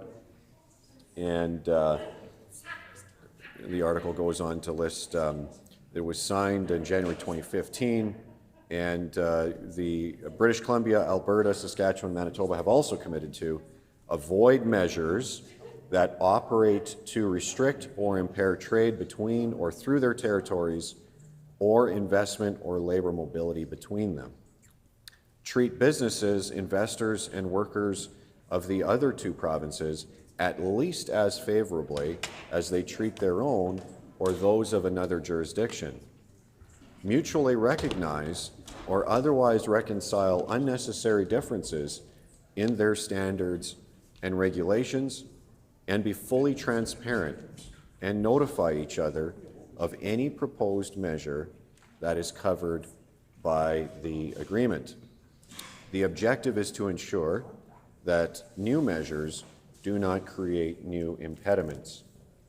Having an enforceable dispute resolution mechanism that is accessible by governments, businesses, workers, and investors in order to ensure that each province lives up to its commitments. So I think the New West Trade Partnership that the previous PC government signed on to with the Western provinces within Canada provides a path forward. And we can take that framework and really should be applying it across our country. You know, in 1891, that's going back a ways. So in 1891, and in 1891, an individual by the name of Godwin Smith published a book called Canada and the Canadian Question. And it was a controversial work because within it he suggested that the congruent lines in North America ran north and south, not east and west. And so he argued controversially that when it comes to geography and culture and economics, that there are more ties, north-south ties, than east-west ties. And the fathers of Confederation and Canadians at that time, obviously, begged to differ, as I would and Canadians would today. However, we have to, as Canadians, and it's taken us far too long to do that. This country is 158 years old, I believe, this year. It's not accurate. Let me correct that. It's been 158 years since the British North America Act was signed, since Confederation came into being. That's what Canada Day is really about. Canada has been around for much longer than that. But, you know, we've had all this time to create east-west ties, as unnatural as it may seem. And that's the work to which those early Canadians committed themselves. And yet here we are today in 2025, you know, dealing with the fallout of a tit-for-tat kind of trade war. And we have a beautiful opportunity here to unite our country by creating a level playing field when it comes to our economy and uniting us culturally, while respecting the different cultures that do exist, but uniting this country under one flag and one common culture, and also, you know, strengthening our country economically as well. So I think it would be a shame if we let this opportunity go to waste. And as I said, it's been many, many, many years where we've, you know, Canadians have had the opportunity to do this, and it's just, to me, it just seems to defy reason and common sense that this hasn't happened already. And I think this kind of protectionist attitude is counterproductive. And I understand that there are differences in provinces. You know, there are differences for a myriad of reasons. And so sometimes, you know, industries and sectors, sometimes rules are created differently out of those differences. And sometimes that may make sense. But I think on the whole, when it comes to trade, when it comes to a lot of the regulations, we can look at, you know, for instance, I mean, I could talk about trucking since I was a long-haul truck driver and spent some time doing that. But the differences between the rules, and it's interesting because most truck drivers don't, unless you're a regional truck driver. If you're a long-haul truck driver, you're crossing many jurisdictions, often in one single day or within the week. And so as you're traveling through different provinces, there are different rules. You know, I mean, one of the most common ones is that some provinces require semi-trucks to be governed at 105 kilometers an hour, and others don't. So that creates real problems when you're driving down the highway and you know, the weigh scale comes up and the lights are on and the weigh scale's open and you pull in and you go over the scale and they call you in for an inspection, and so you park the truck and they come out and do the inspection, and they write you up for a bunch of rules that apply in that province but not in your own home province. And so that can be incredibly frustrating. So I think when it comes to building this country and fulfilling the dream of those early Canadians, those explorers and builders and you know, titans of industry, as well as those workers, right? The names who have long been forgotten, they've been lost to history, but their stories matter too. And I think we can respect them and honor them by picking up that torch that they've left us and realizing what we've been bequeathed in this country, all the opportunity and all the potential that exists within this country, the second largest tract of land in the world, 41 million people, and we have a significant opportunity here to come together, like I said, under a one flag and unite with one common culture and build one enduring economy that is resilient and can withstand the shocks of a senseless trade war. So I think it's important that we take the advantage, the opportunity to do that.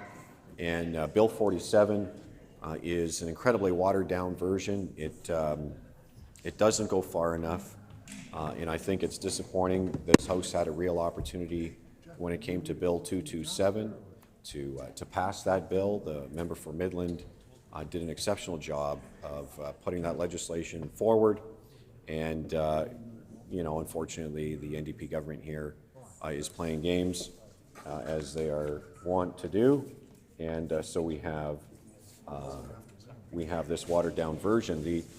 They changed the title to Fair Trade from the Free Trade moniker of Bill 227. They watered down the bill by not allowing any services to be provided that are currently provided by Crown corporations, which means MBLL, MPI, and Manitoba Hydro are being protected in this bill from any form of a competition, and this is to the detriment of consumers being able to choose better, more competitive, and more affordable products. This bill also exempts all regulated professions from the reciprocity rules, which seems to make the bill somewhat ineffective and will not bring about true labor mobility within Canada and will not accomplish true free trade for our labor force. And Speaker, just bear with me here. I do have to find my, yeah, good thing is I have some time, so that's okay. On the issue of labor mobility,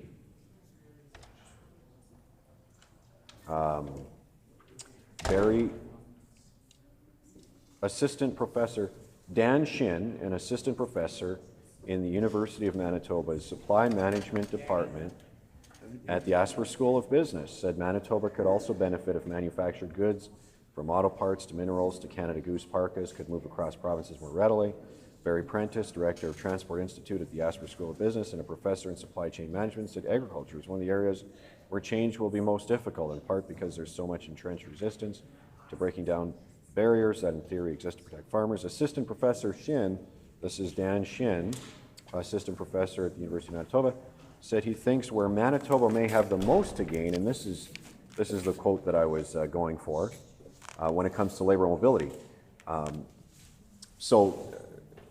Assistant Professor Shin said he thinks where Manitoba may have the most to gain is with people by removing barriers to what's called labor mobility, the ability for people to work the same job anywhere in Canada, which can be made more difficult by differing regulations between provinces and territories.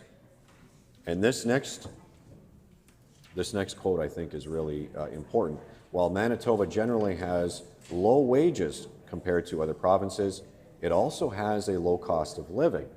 And Shin said he thinks increased competition from removing trade barriers could help drive wages up, making the province even more attractive to outside workers. Isn't that something we'd all like to see, is higher wages? And I was just thinking the other day, you know, $35 an hour, I think, works out to just over $70,000 annual income. And honestly, what family can afford, you know, the old Canadian dream of two vehicles and a home? Excuse me, member. Could you just clarify on those quotes if they're from a public document or from a private, please? The honourable member from Borderland. Yeah, Speaker, let me find it. Yes, it is a public document. It's a CBC article, Interprovincial Trade Barriers Affects Experts. That's what the link says. Okay, thank you. The member for Borderland.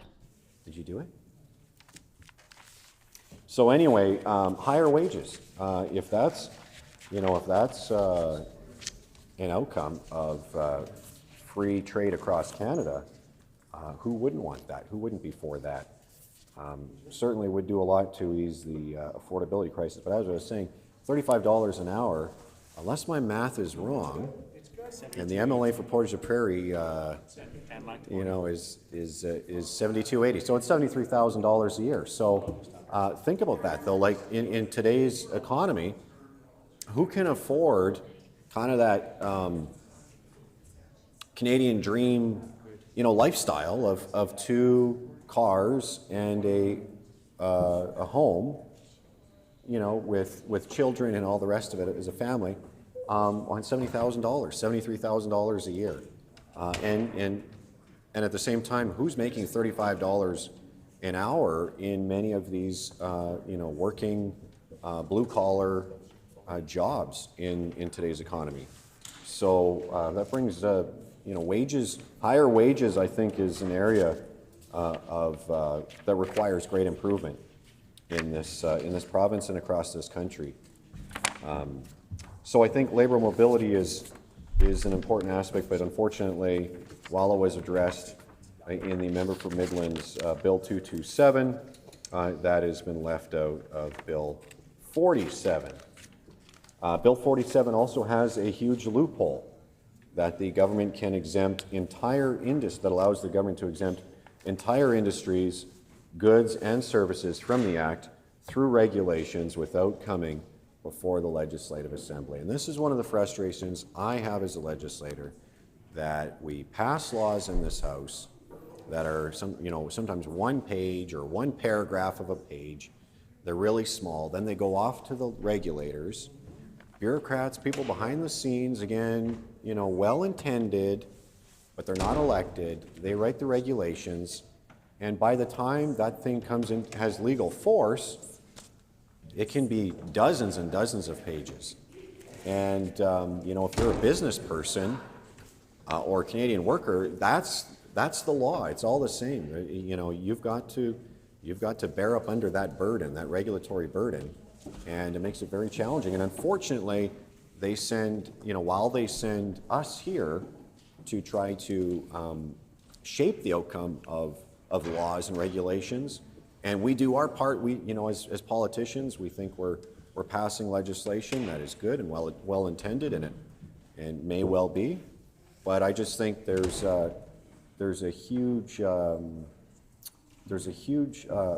concern when those laws are then sent to the regulators and they become something else, and none of us in this House have the opportunity to see what that looks like, or perhaps have the opportunity to change that. And so I think perhaps that's how we've gotten to a point here in this province where we have nearly 1 million regulations on the books, and and our economy is struggling to move forward with these chains wrapped around our feet, when it comes to business owners and businesses. So that's a concern. It would be nice for legislators in this place to have more influence, at least to have the opportunity to have regulations come back. Perhaps there could be a committee that could be struck, to an all-party committee to look at regulations and have the power to amend them or strike them out. But I think it's important. It's a missed opportunity when legislators in this place don't have the opportunity to weigh in after the law has been passed and the regulations have been written and come into force. Another difference between Bill 47 and Bill 227 is that it requires the province to actively designate other jurisdictions as reciprocating instead of making the recognition automatic under the law established by the Act itself. It also tacks onto the bill a new Buy Manitoban, Buy Canadian Day on June 1st, which I think is could be strengthened rather than making it a one-day event. Why not extend it for a week? And as some of my colleagues have noted, that June 1st this year falls on a Sunday, so many businesses in rural Manitoba are closed on Sundays. So for those who may see the advertising or may be reminded through communications or messaging that, or the media, that it is Buy Manitoban, Buy Canadian Day, and they may be inclined to want to go and do something to make a purchase. For those stores that are closed, they're not able to capitalize on that. And so I think extending it a week is something that would make sense. But so you take it all together, and I think what we can say is that the Fair Trade Bill falls far short. Instead of taking bold new steps, it really does choose to keep the status quo. It maintains regulatory barriers and hoops. It maintains protected sectors, and it really does nothing to address labor mobility, which is a huge area, and it does nothing to help Manitoba consumers' choices. We had an opportunity, we had a great opportunity to pass Bill 227, put forward by the member for Midland, the Free Trade and Mobility Within Canada Act, and the NDP instead chose to defeat that. And I think it's ironic that they voted down that bill. They voted down the Free Trade and Mobility Within Canada Act at the same time that they're, again, giving these untendered contracts and direct awards to non-Manitoban, non-Canadian businesses. So that's deeply unfortunate. So I think that the NDP government has demonstrated that in the final analysis, they're not serious about free trade within Canada. They weren't in their last time in government when they balked at signing the New West Trade Partnership. They're really doing the same thing again. They're putting their partisan politics and their ties to special interest groups ahead of the economy, and I think missing this huge opportunity to unite under one flag and to take this opportunity to strengthen our country and our economy. And so with those few comments, Speaker, I look forward to hearing what other colleagues have to say. Thank you.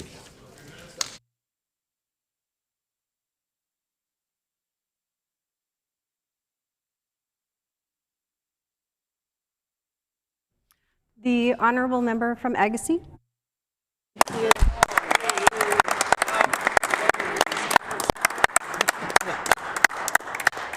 Thank you, Honourable Deputy Speaker. I'm happy to rise here today and put some words on the record and put some thoughts into this discussion on tariff threats to Canada, including more specifically Bill 47, the, what's this called? The Fair Trade in Canada Trade Mutual Recognition Act amendments to the Commemoration of Days, Weeks and Months Act that the NDP are now introducing. Stealing. Of course, well, they are stealing this, let's be honest. It was first introduced by my colleague here from Midland, the MLA from Midland, introduced it as Bill 227. And we see this being another example of the NDP government hijacking bills that have been introduced previously in the House here. You know, let's talk about a couple of those that this government have done that to. We saw that from the member from Tyndall Park with the stealing of Kira's Law. The NDP took that and made that their own. The member from Brandon West, we saw this also with a bill that colleague member from Roblin introduced with health care in the breast screening bill that my colleague brought forward. They took that bill and used it, called it their own. However, what they didn't include is the accountability. There was no accountability put into the bill that they took from us and called their own. Order. Order. I just ask that people keep their side conversations down. I'm having a hard time hearing the member speak, please. Thank you. The member from Agassiz. Thank you, Honourable Deputy Speaker. Getting back to, you know, we'll talk a little bit about, well, maybe talk a lot about the uncertainty of tariffs that can amount to have a severe attack on the Canadian economy and have a devastating impact here in our province of Manitoba. And of course, all of this is in relation to what's going on down south of the border and how it's going to impact all of us here. On this side of the House, we care about the Canadian economy, as I'm sure many of us do. And again, I'm going to keep continuing highlighting the fact that the member from Midland worked hard on Bill 227, and we supported it all here on this side of the House. We supported our colleague in her efforts on that bill, and the NDP had every opportunity to pass that into legislation, but they denied to do so. And again, now they come forward wanting to make this their own bill. And of course, it's maybe weeks late, even maybe months late. They had lots of time to make their own introduction and create their own bill. But clearly, this wasn't a priority for the NDP. It wasn't a concern for the NDP when this first came out, when they started talking about tariffs down south, the NDP. It's almost like they ignored that this might impact us here in Manitoba. But this is clearly a priority and a concern for many, many Manitobans. We're already having, a hard time here with affordability in Manitoba. Families are having a hard time, I guess, even putting food on the tables or trying to determine if it's going to be rent they pay or buy groceries some months, and for some families.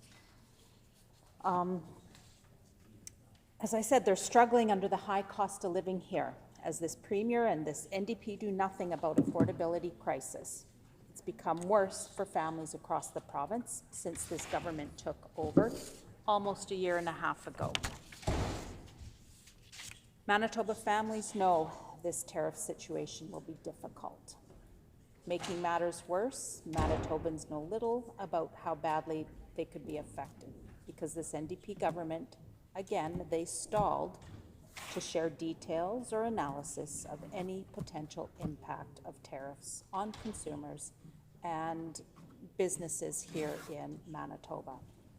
And again, of course, until the member from Midland introduced Bill 227, the Free Trade and Mobility Within Canada Act, it was only then that the NDP decided that they would act and thought, oh, maybe we should come up with something. But no, let's just take what the member on the PC side of the House, on the opposition, let's see what they did and we'll work with that. We'll just hijack that one.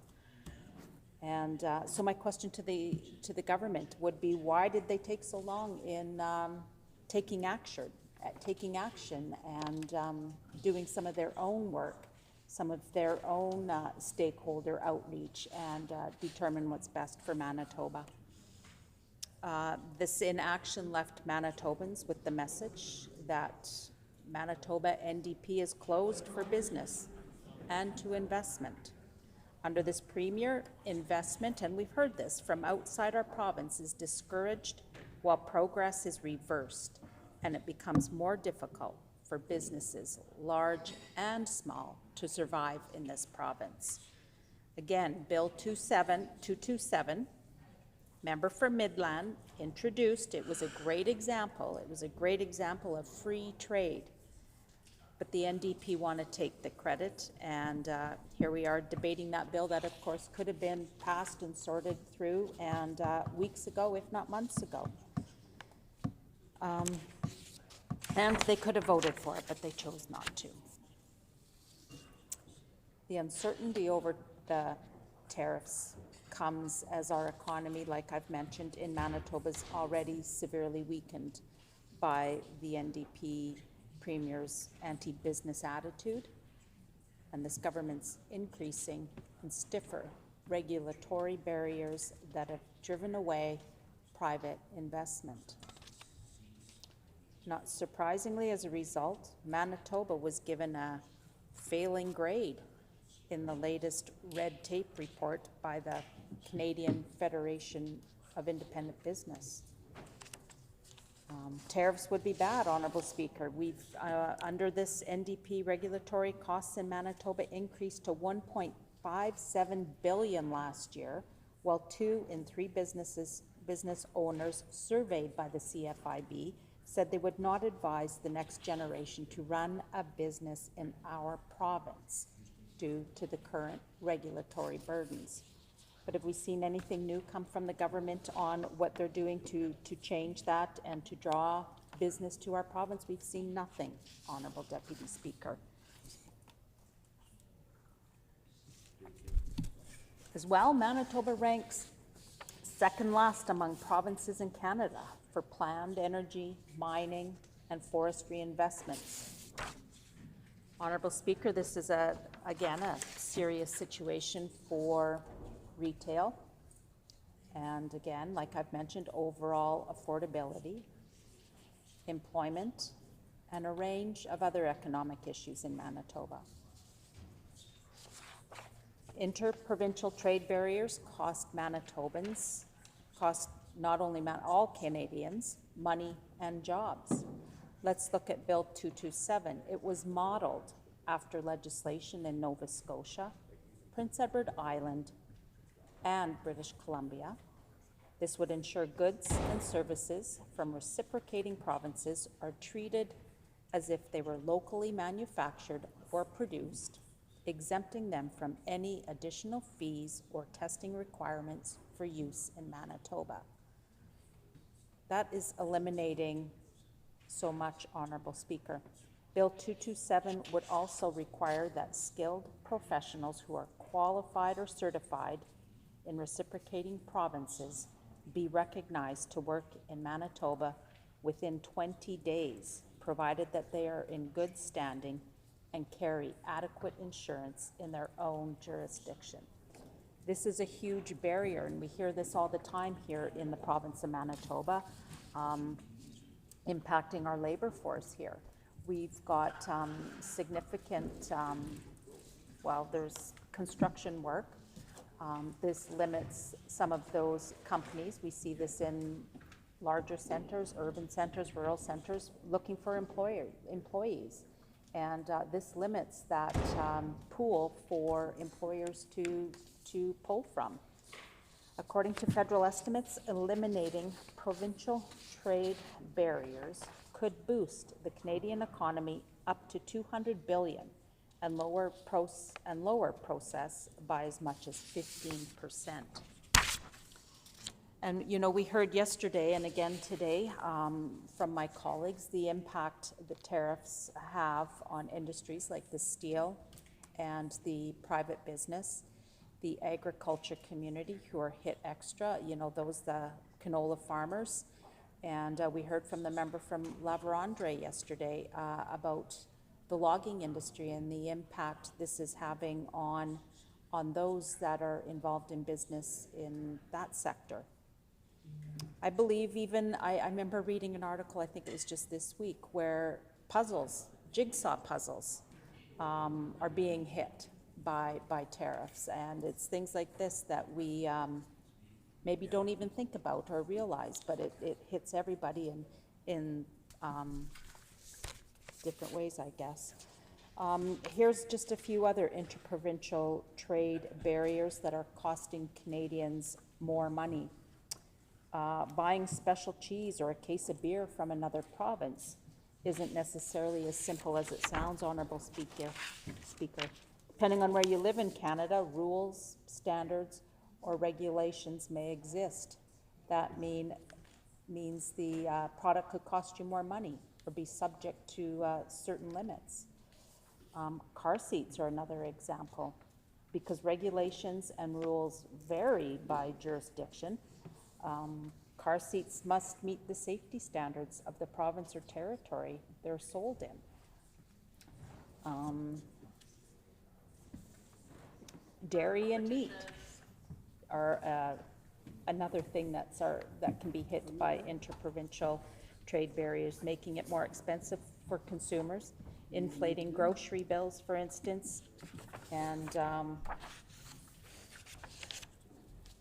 transporting food, transportation, trucking companies from, transporting food from one jurisdiction to another. It must be both inspected by the federal government and the province or territory where the food business is based. Senior policy analyst for the Interprovincial Affairs at Canadian Federation of Independent Business made those comments. Federal inspections are not required if a product remains within its own jurisdiction. Health and safety rules. Connected to the groceries we end up buying, health and safety regulations for agriculture and livestock differ among provinces, Honourable Speaker. And I'm just going to read a quote. Farm products are going to have to submit to all kinds of health and safety regulations. Where exactly are the chickens on the farm, and how much space do they have between other chickens? And if you're going to put a label on it, the labeling could be different, not just linguistically, but that it is deemed to be free range, could differ from province to province.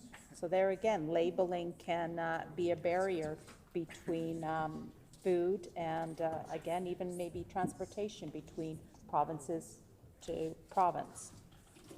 Alcohol. Many alcohol producers and wineries require new approvals and licensing to operate in various jurisdictions, Honourable Speaker. Most provinces have rules preventing non-local wine from being shipped directly to consumers. For example, Ontario looks to bring in BC wine to have it, to order it through Ontario's Liquor Board, which increases the price by 72%. It's a different situation here in Manitoba, where we can get Canadian wine, craft beer, and spirits from any province shipped directly to you. If we were to allow it in each province, you're welcome into this province, no different than anybody else, but you have to operate within the barriers that we've created here. Professional licensing requirements, and I've maybe just touched on this briefly, but that's significant, and we see that when we are going through looking for employees to put on the front lines of many different industries. But let's maybe talk about healthcare. We can see some of those barriers here where that impacts those professionals, and doctors and lawyers as well may need licenses to work in other provinces. And this creates big hurdles for both workers and clients that might be seeking their services, or organizations that are seeking employees. French language laws are another example. Some companies like Good Life Fitness Club and restaurant chains, Swiss Chalet, for example, don't exist in Quebec, partly because of the added complexity and cost of complying with French language laws. Legal working age. There's another example. Different labor laws could affect pay, and as well as the ability for businesses to offer employment to residents. In Quebec, people as young as 14 can work as performers or babysitters, or with a parent's permission. There's exceptions for those under that age. In Saskatchewan, the minimum age is 16. And again, with exceptions for those aged under 14. Sales taxes. With differing sales taxes, businesses must program their cash registers and adjust their websites to the amounts, depending on where they are located in the country. Trucking regulations, and I've touched on that just briefly, but again, varying rules for trucking range from vehicle sizes and weights to permits, safety standards and licensing, which stall the movement and goods and services across the country. And that was taken from a report, and the report also suggests that internal trade barriers add costs, obviously, to the goods and services that are being shipped. And again, that's creating great inefficiencies within business. And even with these tariffs under this NDP government, Honourable Speaker, Manitoba has dropped like a stone to the bottom of Canada's national business rankings. At the same time, unemployment in our province has risen dramatically from 4% to 6.2% in 2024. It's a 55% hike in joblessness that amounts to more than 15,000 additional Manitobans out of work. And this Bill 47 leaves a lot of questions unanswered, Honourable Speaker. I maybe just make reference to MCC. So this is one of the stakeholders here in Manitoba. This is coming from the Manitoba Chamber of Commerce. The Manitoba Chamber of Commerce has joined our provincial counterparts in urging the premiers of each province and territory to work together to imminently improve interprovincial trade. An open letter that was sent Friday, January 31st, Chamber leaders from each province, including MCC and CEO Chuck Davidson, collectively called for immediate, comprehensive action to dismantle the internal barriers to trade within our country in order to combat the potential disastrous effects of huge tariffs on Canadian goods imported by the U.S. and to spur economic growth within Canada. At a time of geopolitical uncertainty, rising protectionism, and looming tariff threats, addressing internal trade barriers is no longer an option, it's a necessity. These barriers cost businesses and consumers billions and billions of dollars annually, driving up expenses and limiting growth. The letter warned. It concluded with recommended actions for the Premier's consideration in a number of policy, industry, and regulatory areas. And again, Honourable Speaker, that was a letter that was sent on January 31st of this year, which to me illustrates a significant amount of time, or a certain amount of time, where this NDP government could have taken steps forward, could have initiated bringing forward legislation at that time, but they chose not to. I guess it seems that it wasn't their priority. However, on this side of the House, we understand business and we understand how important the economy is to us here, not just in Canada, but in Manitoba. And that's why our member from Midland brought forward again Bill 227. So her work started obviously much before the NDP's work started. And you know, a question that lies within this bill that was introduced is why is the minister giving the government the power to exempt other goods and services through regulation? We are all one country, and it's just concerning that why have regulated professions be included? And again, I think I mentioned that we talked about the healthcare professionals and you know, lawyers that you know, face some of these barriers when they're trying to relocate for employment coming to Manitoba. You know, like I mentioned, we understand the economy here in Manitoba and the importance it is, and it is a priority for us here in this side of the House. And instead of leading on economic issues and matters, this Premier has hiked up the provincial deficit to $1.3 billion this year. While the NDP raises taxes higher on all Manitobans. Yep. The NDP has also halted the phase out of education property tax, hurting especially cottage owners and commercial property owners the most.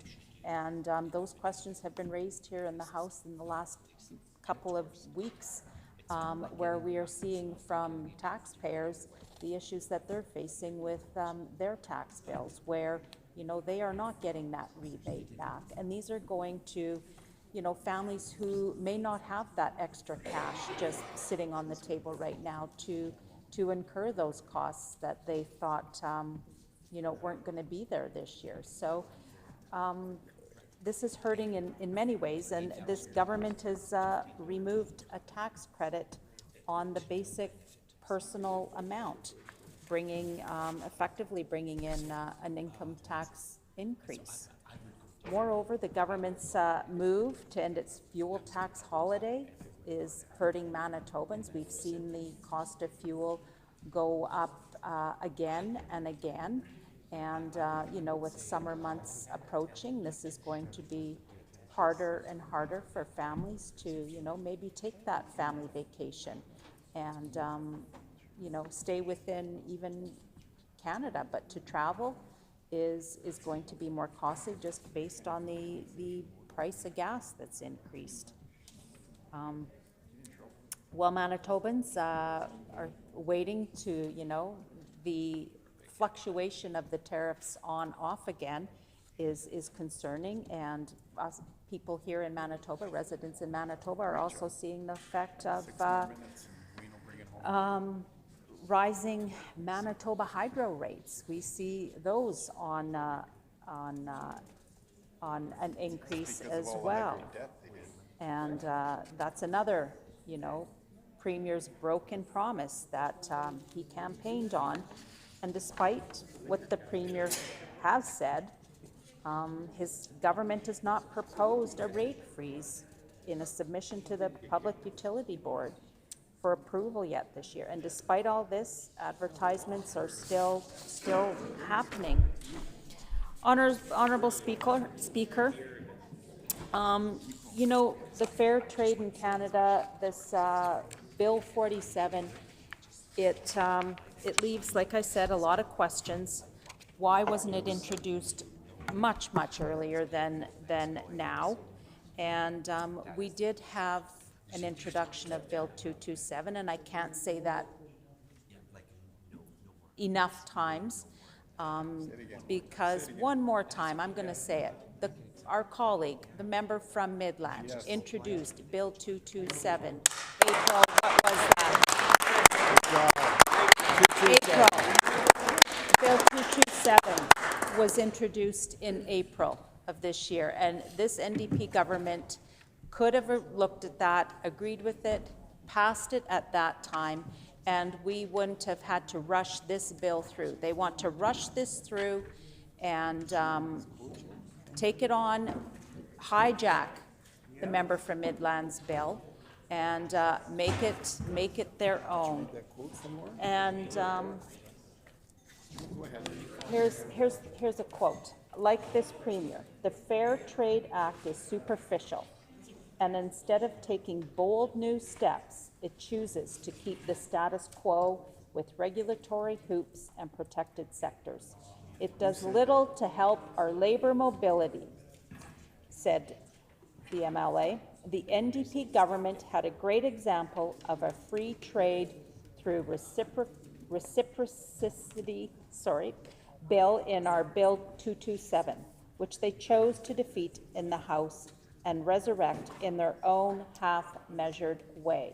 Who said that? And that was a direct quote from the critic of finance, the member for Midland. Wow. And it's so true.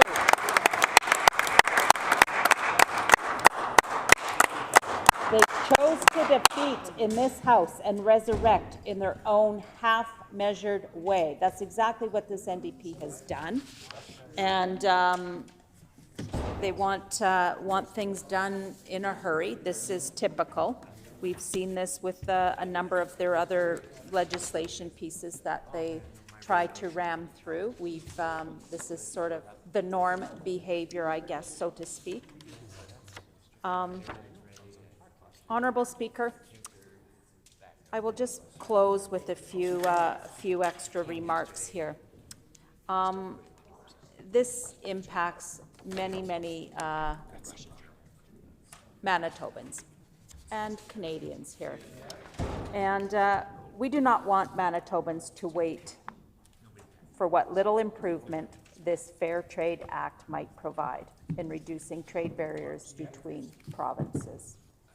We support passing this bill and to allow so that consumers can start recognizing by Manitoban and by Canadian.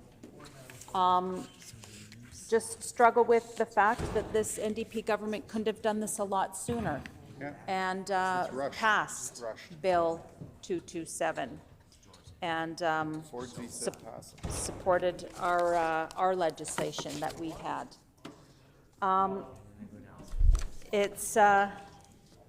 It's difficult enough for Manitoba economically, even without these new tariffs, Honourable Speaker. We need a government here that's prepared to stand up for Manitobans in the face of this threat and implement change before the last minute.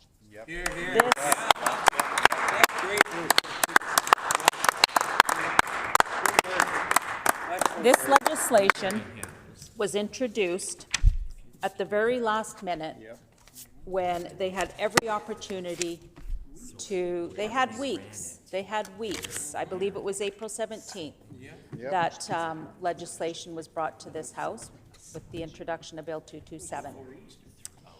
And they denied passing that bill. So today, we are standing here debating this legislation at the very last minute. And I think Manitobans deserve better.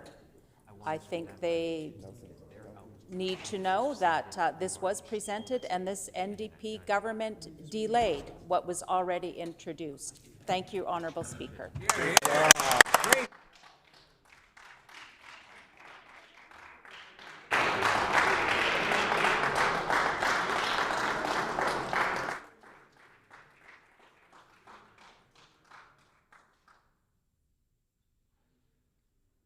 Are there no other speakers? Is the House ready for the question? The Honourable Member for Lac du Bonnet. Just dramatic.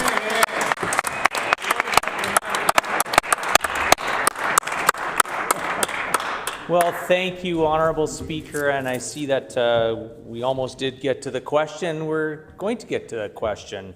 Fact is, Honourable Speaker, I gave the opportunity over to the government benches, the canoe government, the NDP, to get up out of their seats and put a few words on the record on Bill 47, which was brought forward by the MLA for St. Vital, the minister.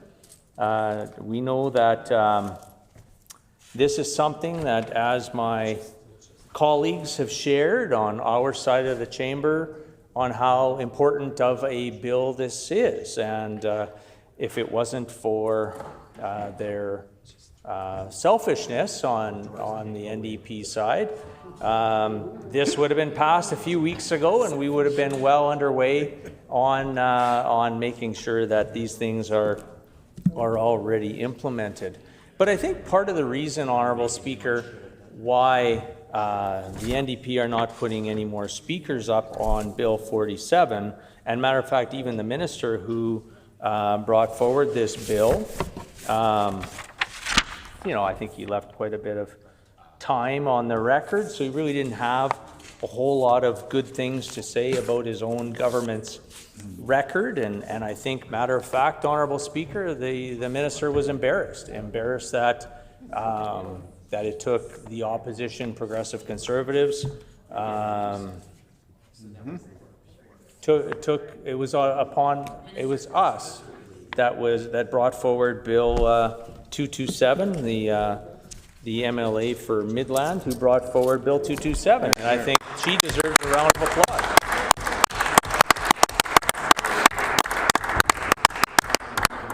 And I think what is really shining a light on this debate on Bill 47, the Fair Trade in Canada Internal Trade Mutual Recognition Act and amendments to the Commemoration of Days, Weeks and Months Act by Manitoba by Canadian Day, brought forward by the MLA for St. Vital, the minister, is the fact that, again, they're embarrassed. They're embarrassed that the opposition had brought forward this idea. They're embarrassed to even allow any of their either cabinet ministers or their MLAs that fly the NDP flag to even get a chance to get up. I'm not quite sure why. I think we're all elected to talk about legislation and to debate legislation that's brought forward, even legislation that is brought up at the 11th hour, Honourable Speaker. I know that just recently, I mean, the government House Leader went out yesterday and tried to put a few words on the record to the media, saying that this bill's introduction was affected by the government's busy legislative agenda. Well, it's interesting, Honourable Speaker, that within the last couple days here, the minister decides to bring forward Bill 47, and again, it's a sad attempt to show that they really do care.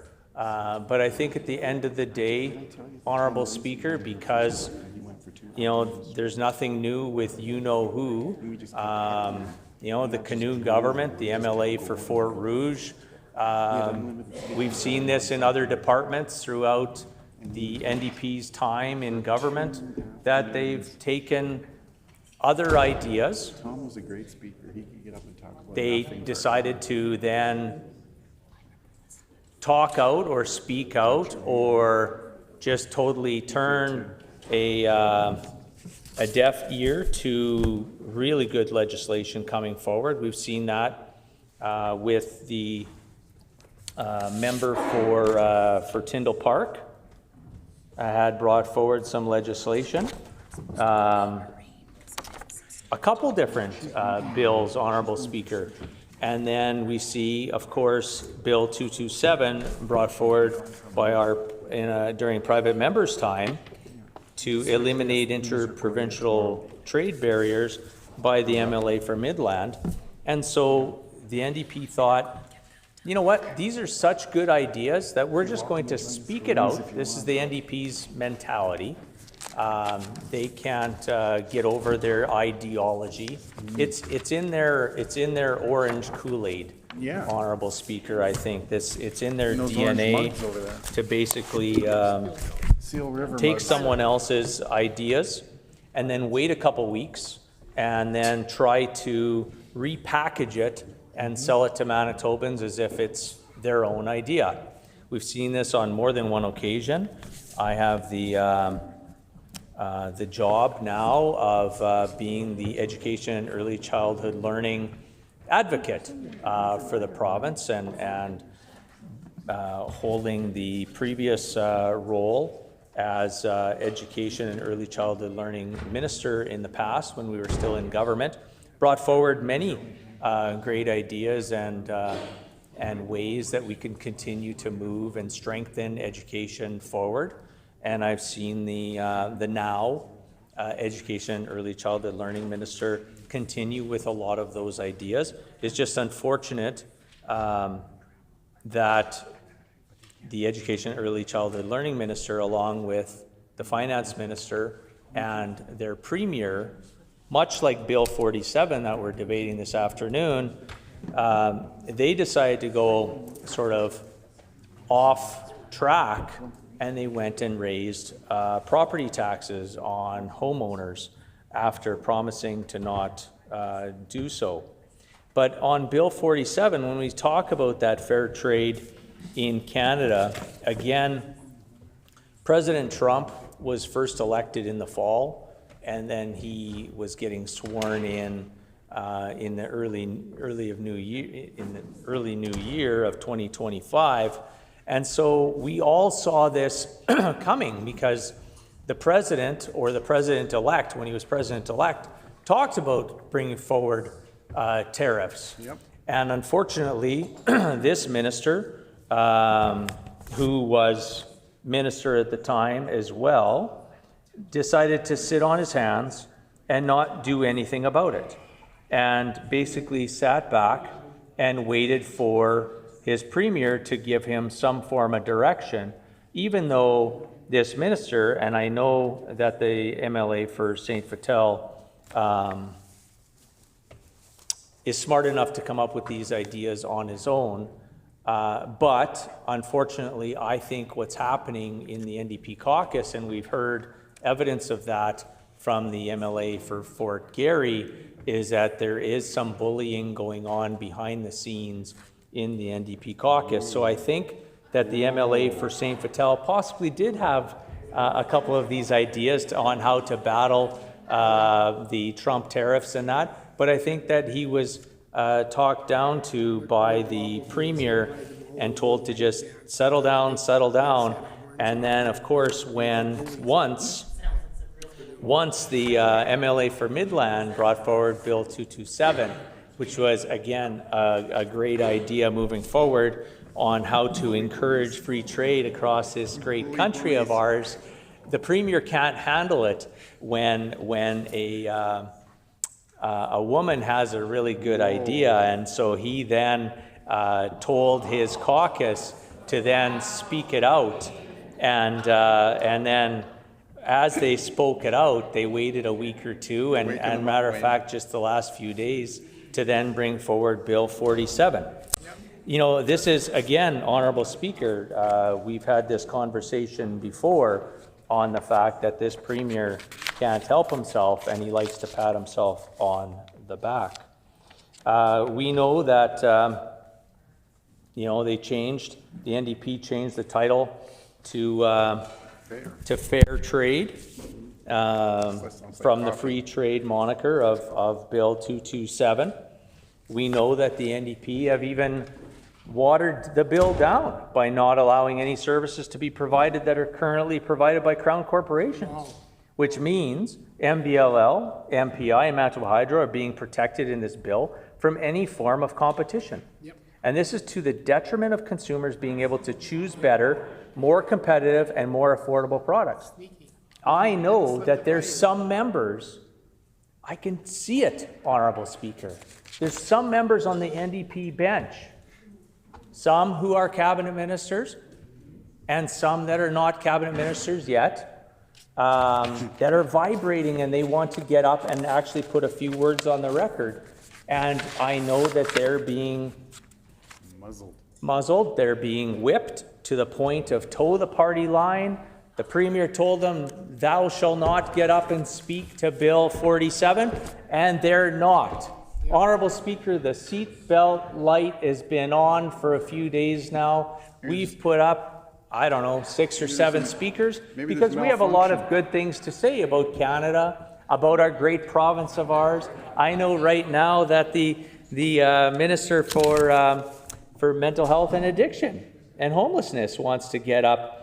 Matter of fact, she's the MLA for Point Douglas. She's the Minister of Housing, Addictions and Homelessness, and also the Minister responsible for mental health. Well, we know, Honourable Speaker, that that minister doesn't want to get up and speak to Bill 47 because she's having a hard enough time dealing with her own portfolio because we know the homelessness crisis that is happening right here in our province, Honourable Speaker. So when we start talking about free trade, we start talking about people moving in, whether it's labor mobility, or people, it's coming close to, summertime here in Manitoba. So we see many people migrating to Manitoba potentially from Western provinces and some from our Eastern provinces. They come to Manitoba and some of them are choosing to camp out. And I'm hoping that because of this Premier's inaction on so many files, with our unemployment rates skyrocketing and all those types of things, maybe the Minister for Housing, Addictions and Homelessness will actually turn to her Premier and maybe actually get a chance to have a conversation with him and direct him to actually make good on some of the promises that he made of over the $3 billion worth of promises in the last election. So why is this coming at the 11th hour, Honourable Speaker? Well, we already talked about the fact that, President Trump was elected. He told everybody that he was going to be bringing in 25% tariffs. And this Premier thought that, that the President must be joking. And the Premier thought, I think he thought, that his buddy, Justin Trudeau at the time and his boss, Jagmeet Singh, were going to fix all this dealings with the President of the United States. And so our Premier, as we've heard many petitions in this chamber, not really acting on behalf of Manitoba, but actually acting on behalf of himself, thinking about his federal bid for leadership in the next short time here, because we do see that's the pattern of this Premier. Again, this bill exempts all regulated professions from the reciprocity rules, which seems to make the bill somewhat ineffective and will not bring about the true labor mobility within Canada, and it will not accomplish true free trade for our labor force. Now I know that the minister who championed this bill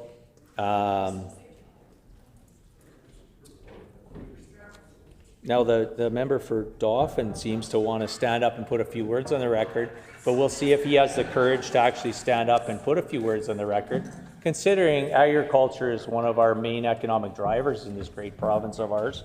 But he would rather just sit on his hands and watch the clock and try to hope that time goes by so that he can continue with another full paycheck as a minister without actually doing anything in this chamber, Honourable Speaker.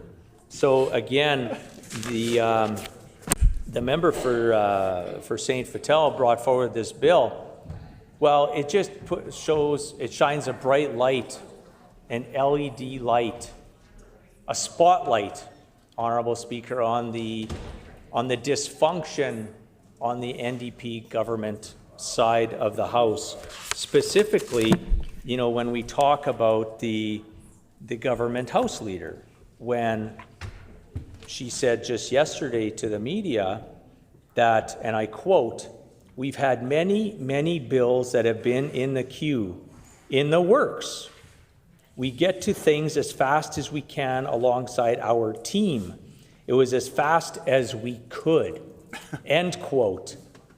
Honourable Speaker, for goodness sakes, when we're hearing these words come out of the government House leader, and then we see the actual action of her front bench or even some of the other ministers, and I know that some of the MLAs who do not have portfolios just yet on the NDP side, I know they're just sitting there, they're just shaking their head. That they're hoping, much like the Minister for Agriculture, the MLA for Dauphin, they're watching that clock and they're saying, you know what, we're really hoping that some of this time passes and the failings of some of the ministers in their departments, will continue to be shone on by us as critics or advocates, holding the NDP canoe government to account, and then they're hoping that their own ministers will start to falter, and they're actually hoping that the long-awaited cabinet shuffle on the NDP side will happen, and they're all, hoping and dreaming and crossing their fingers and toes that they will be considered by the Premier to take on one of the portfolios. Now, we were talking earlier about labor mobility within Canada. And we're also talking about how the fact that this bill has a huge loophole that the government can exempt entire industries, goods and services from the Act through regulations without coming before the Legislative Assembly. Honourable Speaker, I don't know why, but I can hardly wait till after my time is done to be able to listen to the member for Point Douglas, the minister, because I know that she's really wanting to get up and put a few words on the record. And you know what, Honourable Speaker, it's been some time since I've had the pleasure to sit back and to listen to that minister's wisdom on so many different topics that I didn't even know she was an expert on, Honourable Speaker. But But I think in her own department, she's got enough issues to be dealing with without getting up and speaking to Bill 47. Honorable Speaker, it is interesting though if you take a look and read into Hansard, take a good read, because I mean, I know that the hundreds of Manitobans that are watching here this afternoon, the debate on Bill 47, are intrigued with the fact that the NDP government, the Canoe government, their ministers, their MLAs won't even stand up and put any words on the record in support of this bill. So what does that tell you? So number one, they're embarrassed. I've said that before. They're embarrassed that their minister took so long to come up with this bill. Yeah. But I think even more so, they're even more embarrassed with the fact that their government House leader didn't actually bring this forward, because as she made a comment, they were just too busy. Matter of fact, I think she made a comment, I don't know if it was last week or earlier on the weekend or something, some kind of interview where she was being critiqued for her inaction within her own department, that she said that she could chew gum and walk at the same time, or bake a cake, or walk up and down do her TikTok videos or whatever else that she's doing. But the fact is that this was poor House management. Terrible management. The fact is that really, if the NDP would have, and you know what, again, Honorable Speaker, I appreciate getting up and being able to put some words on the record, because the constituents of the Lactabani constituency had elected me to come forward and put some words on the record on very important topics that are affecting them. And especially, thank you. Especially when we start talking about fair trade in Canada. And, it's interesting that some of the members here on the NDP bench, again, I think the seatbelt light is on. And I've used that terminology before. I know that many of the ministers on that side spend more time traveling and putting in expense claims than actually doing the work that they need to be doing to service Manitobans right here in this great country. So they very much know what I mean by when the seatbelt light is on. So also, this bill, it requires the province to actively designate other jurisdictions as reciprocating instead of making the recognition automatic under the law established by the Act itself. It tacks onto the bill a new Buy Manitoban and Buy Canadian Day on June 1st. So what's interesting, Honourable Speaker, and I know I only have a short amount of time left on the clock, Honourable Speaker, to put more words on the record in regards to Bill 47, which of course we're in support of, because we're in support of free trade in Canada. Yep. Here. And this topic of Buy Manitoba, Buy Canadian is absolutely the way it should be, Honourable Speaker. But we know that not absolutely everything can be manufactured in Canada or in Manitoba. And that being said, I don't know. The ministers, and I mean, it was a dark day for the NDP today. And we know that the Minister of Innovation and New Technology, the MLA for River Heights, there's some interesting stuff going on there, Honourable Speaker, but I think we're going to wait and we're going to see what the Ethics Commissioner has to say on that. But the fact is that days into the tariffs, already when President Trump had stated that he was going to put the 25%, and there's no more joking around. We know that the Premier, the MLA for Fort Rouge, who was waiting for his buddies Trudeau and Singh to bail him out on some of this stuff, and when they weren't coming to the table to help against the U.S. Tariffs topic from the president, we know that days after that was announced, this minister, this mentioned Minister of Innovation and Technology, had actually sent out contracts contracts to the U.S. Trump economy. Elon Musk. They're friends. So I find it hypocritical when anybody on the NDP bench starts to say anything about buy Manitoba and buy Canadian, and then they go out and they try to pat themselves on the back and they wrap themselves in the Canadian flag.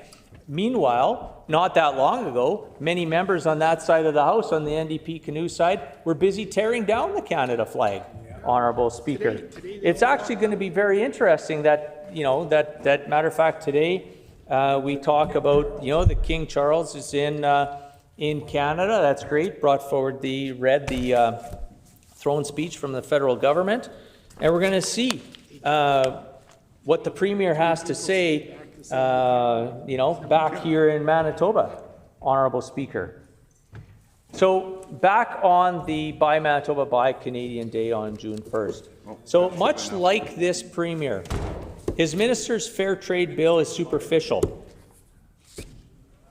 Instead of taking bold new steps, it chooses to keep the status quo, Honourable Speaker.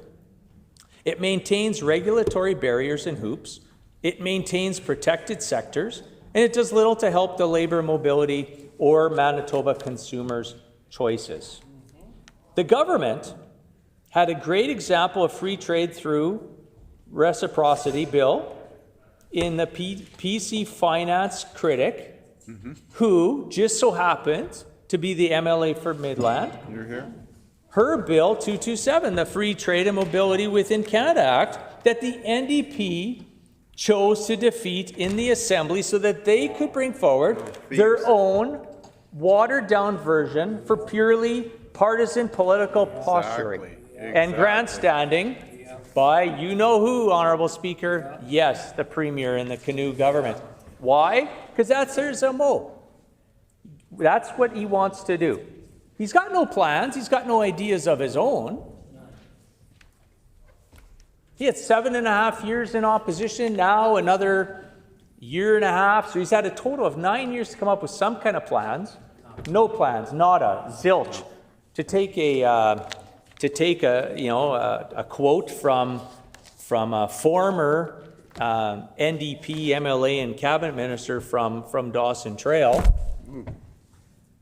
Premier, the MLA for Fort Rouge, the leader of the Canoe government, has nada, I quote, nada, zilch, nothing, end quote, from that former NDP MLA for Dawson Trail minister. He had really not a whole lot of good to say about the star candidate in the Selinger government, and we know how that ended. That ended with the former Premier, Greg Selinger, with a knife in his back. And I think that's why a lot of these members of the NDP so-called team are worried to get up and to cross their boss, the MLA for Fort Rouge, because they know of the retribution and they've seen it happen. And much like bullies in a schoolyard, either you stand up to bullies or you hang out with them so that they don't attack you. And I think that's what I'm seeing on the NDP side, Honourable Speaker. Not enough people willing to stand up to their Premier, because they saw what happens when you stand up to the Premier. You get kicked out like the member for Fort Garry. So we are in full support of fair trade in Canada, Bill 47, and we look forward to it passing through, second reading, and again, part of the democracy here in Manitoba. You bring forward a bill, and first reading, second reading, and then there's potential amendments and that come to committee and that. And so with those few words on the record, Honourable Speaker, I'm going to turn it over to someone else. But I guess there's a few more things that I have to say, Honourable Speaker. I'm hearing from members from the NDP. They want to hear more, so I'm going to put some more things on the record. I did want to quote, and I know that the member for Agassiz did put on the record a little bit of a quote in regards to the MLA for Midland, and I mentioned a little bit of it already, but I would like to fully just quote the MLA for Midland when she brought forward Bill 227. So I quote, she says, and I quote, "Like this, Premier, the Fair Trade Act is superficial, and instead of taking bold new steps, it chooses to keep the status quo with regulatory hoops and protected sectors. It does little to help labor mobility," end quote, said the MLA for Midland. And then she continues, I quote, "The NDP government had a great example of free trade through reciprocity bill in our bill 227, which they choose to defeat in the Order, House." please. When this matter is next before the House, the honourable member will have 1 minute remaining. The time being 5 o'clock, this House is adjourned and stands adjourned until 1:30 tomorrow.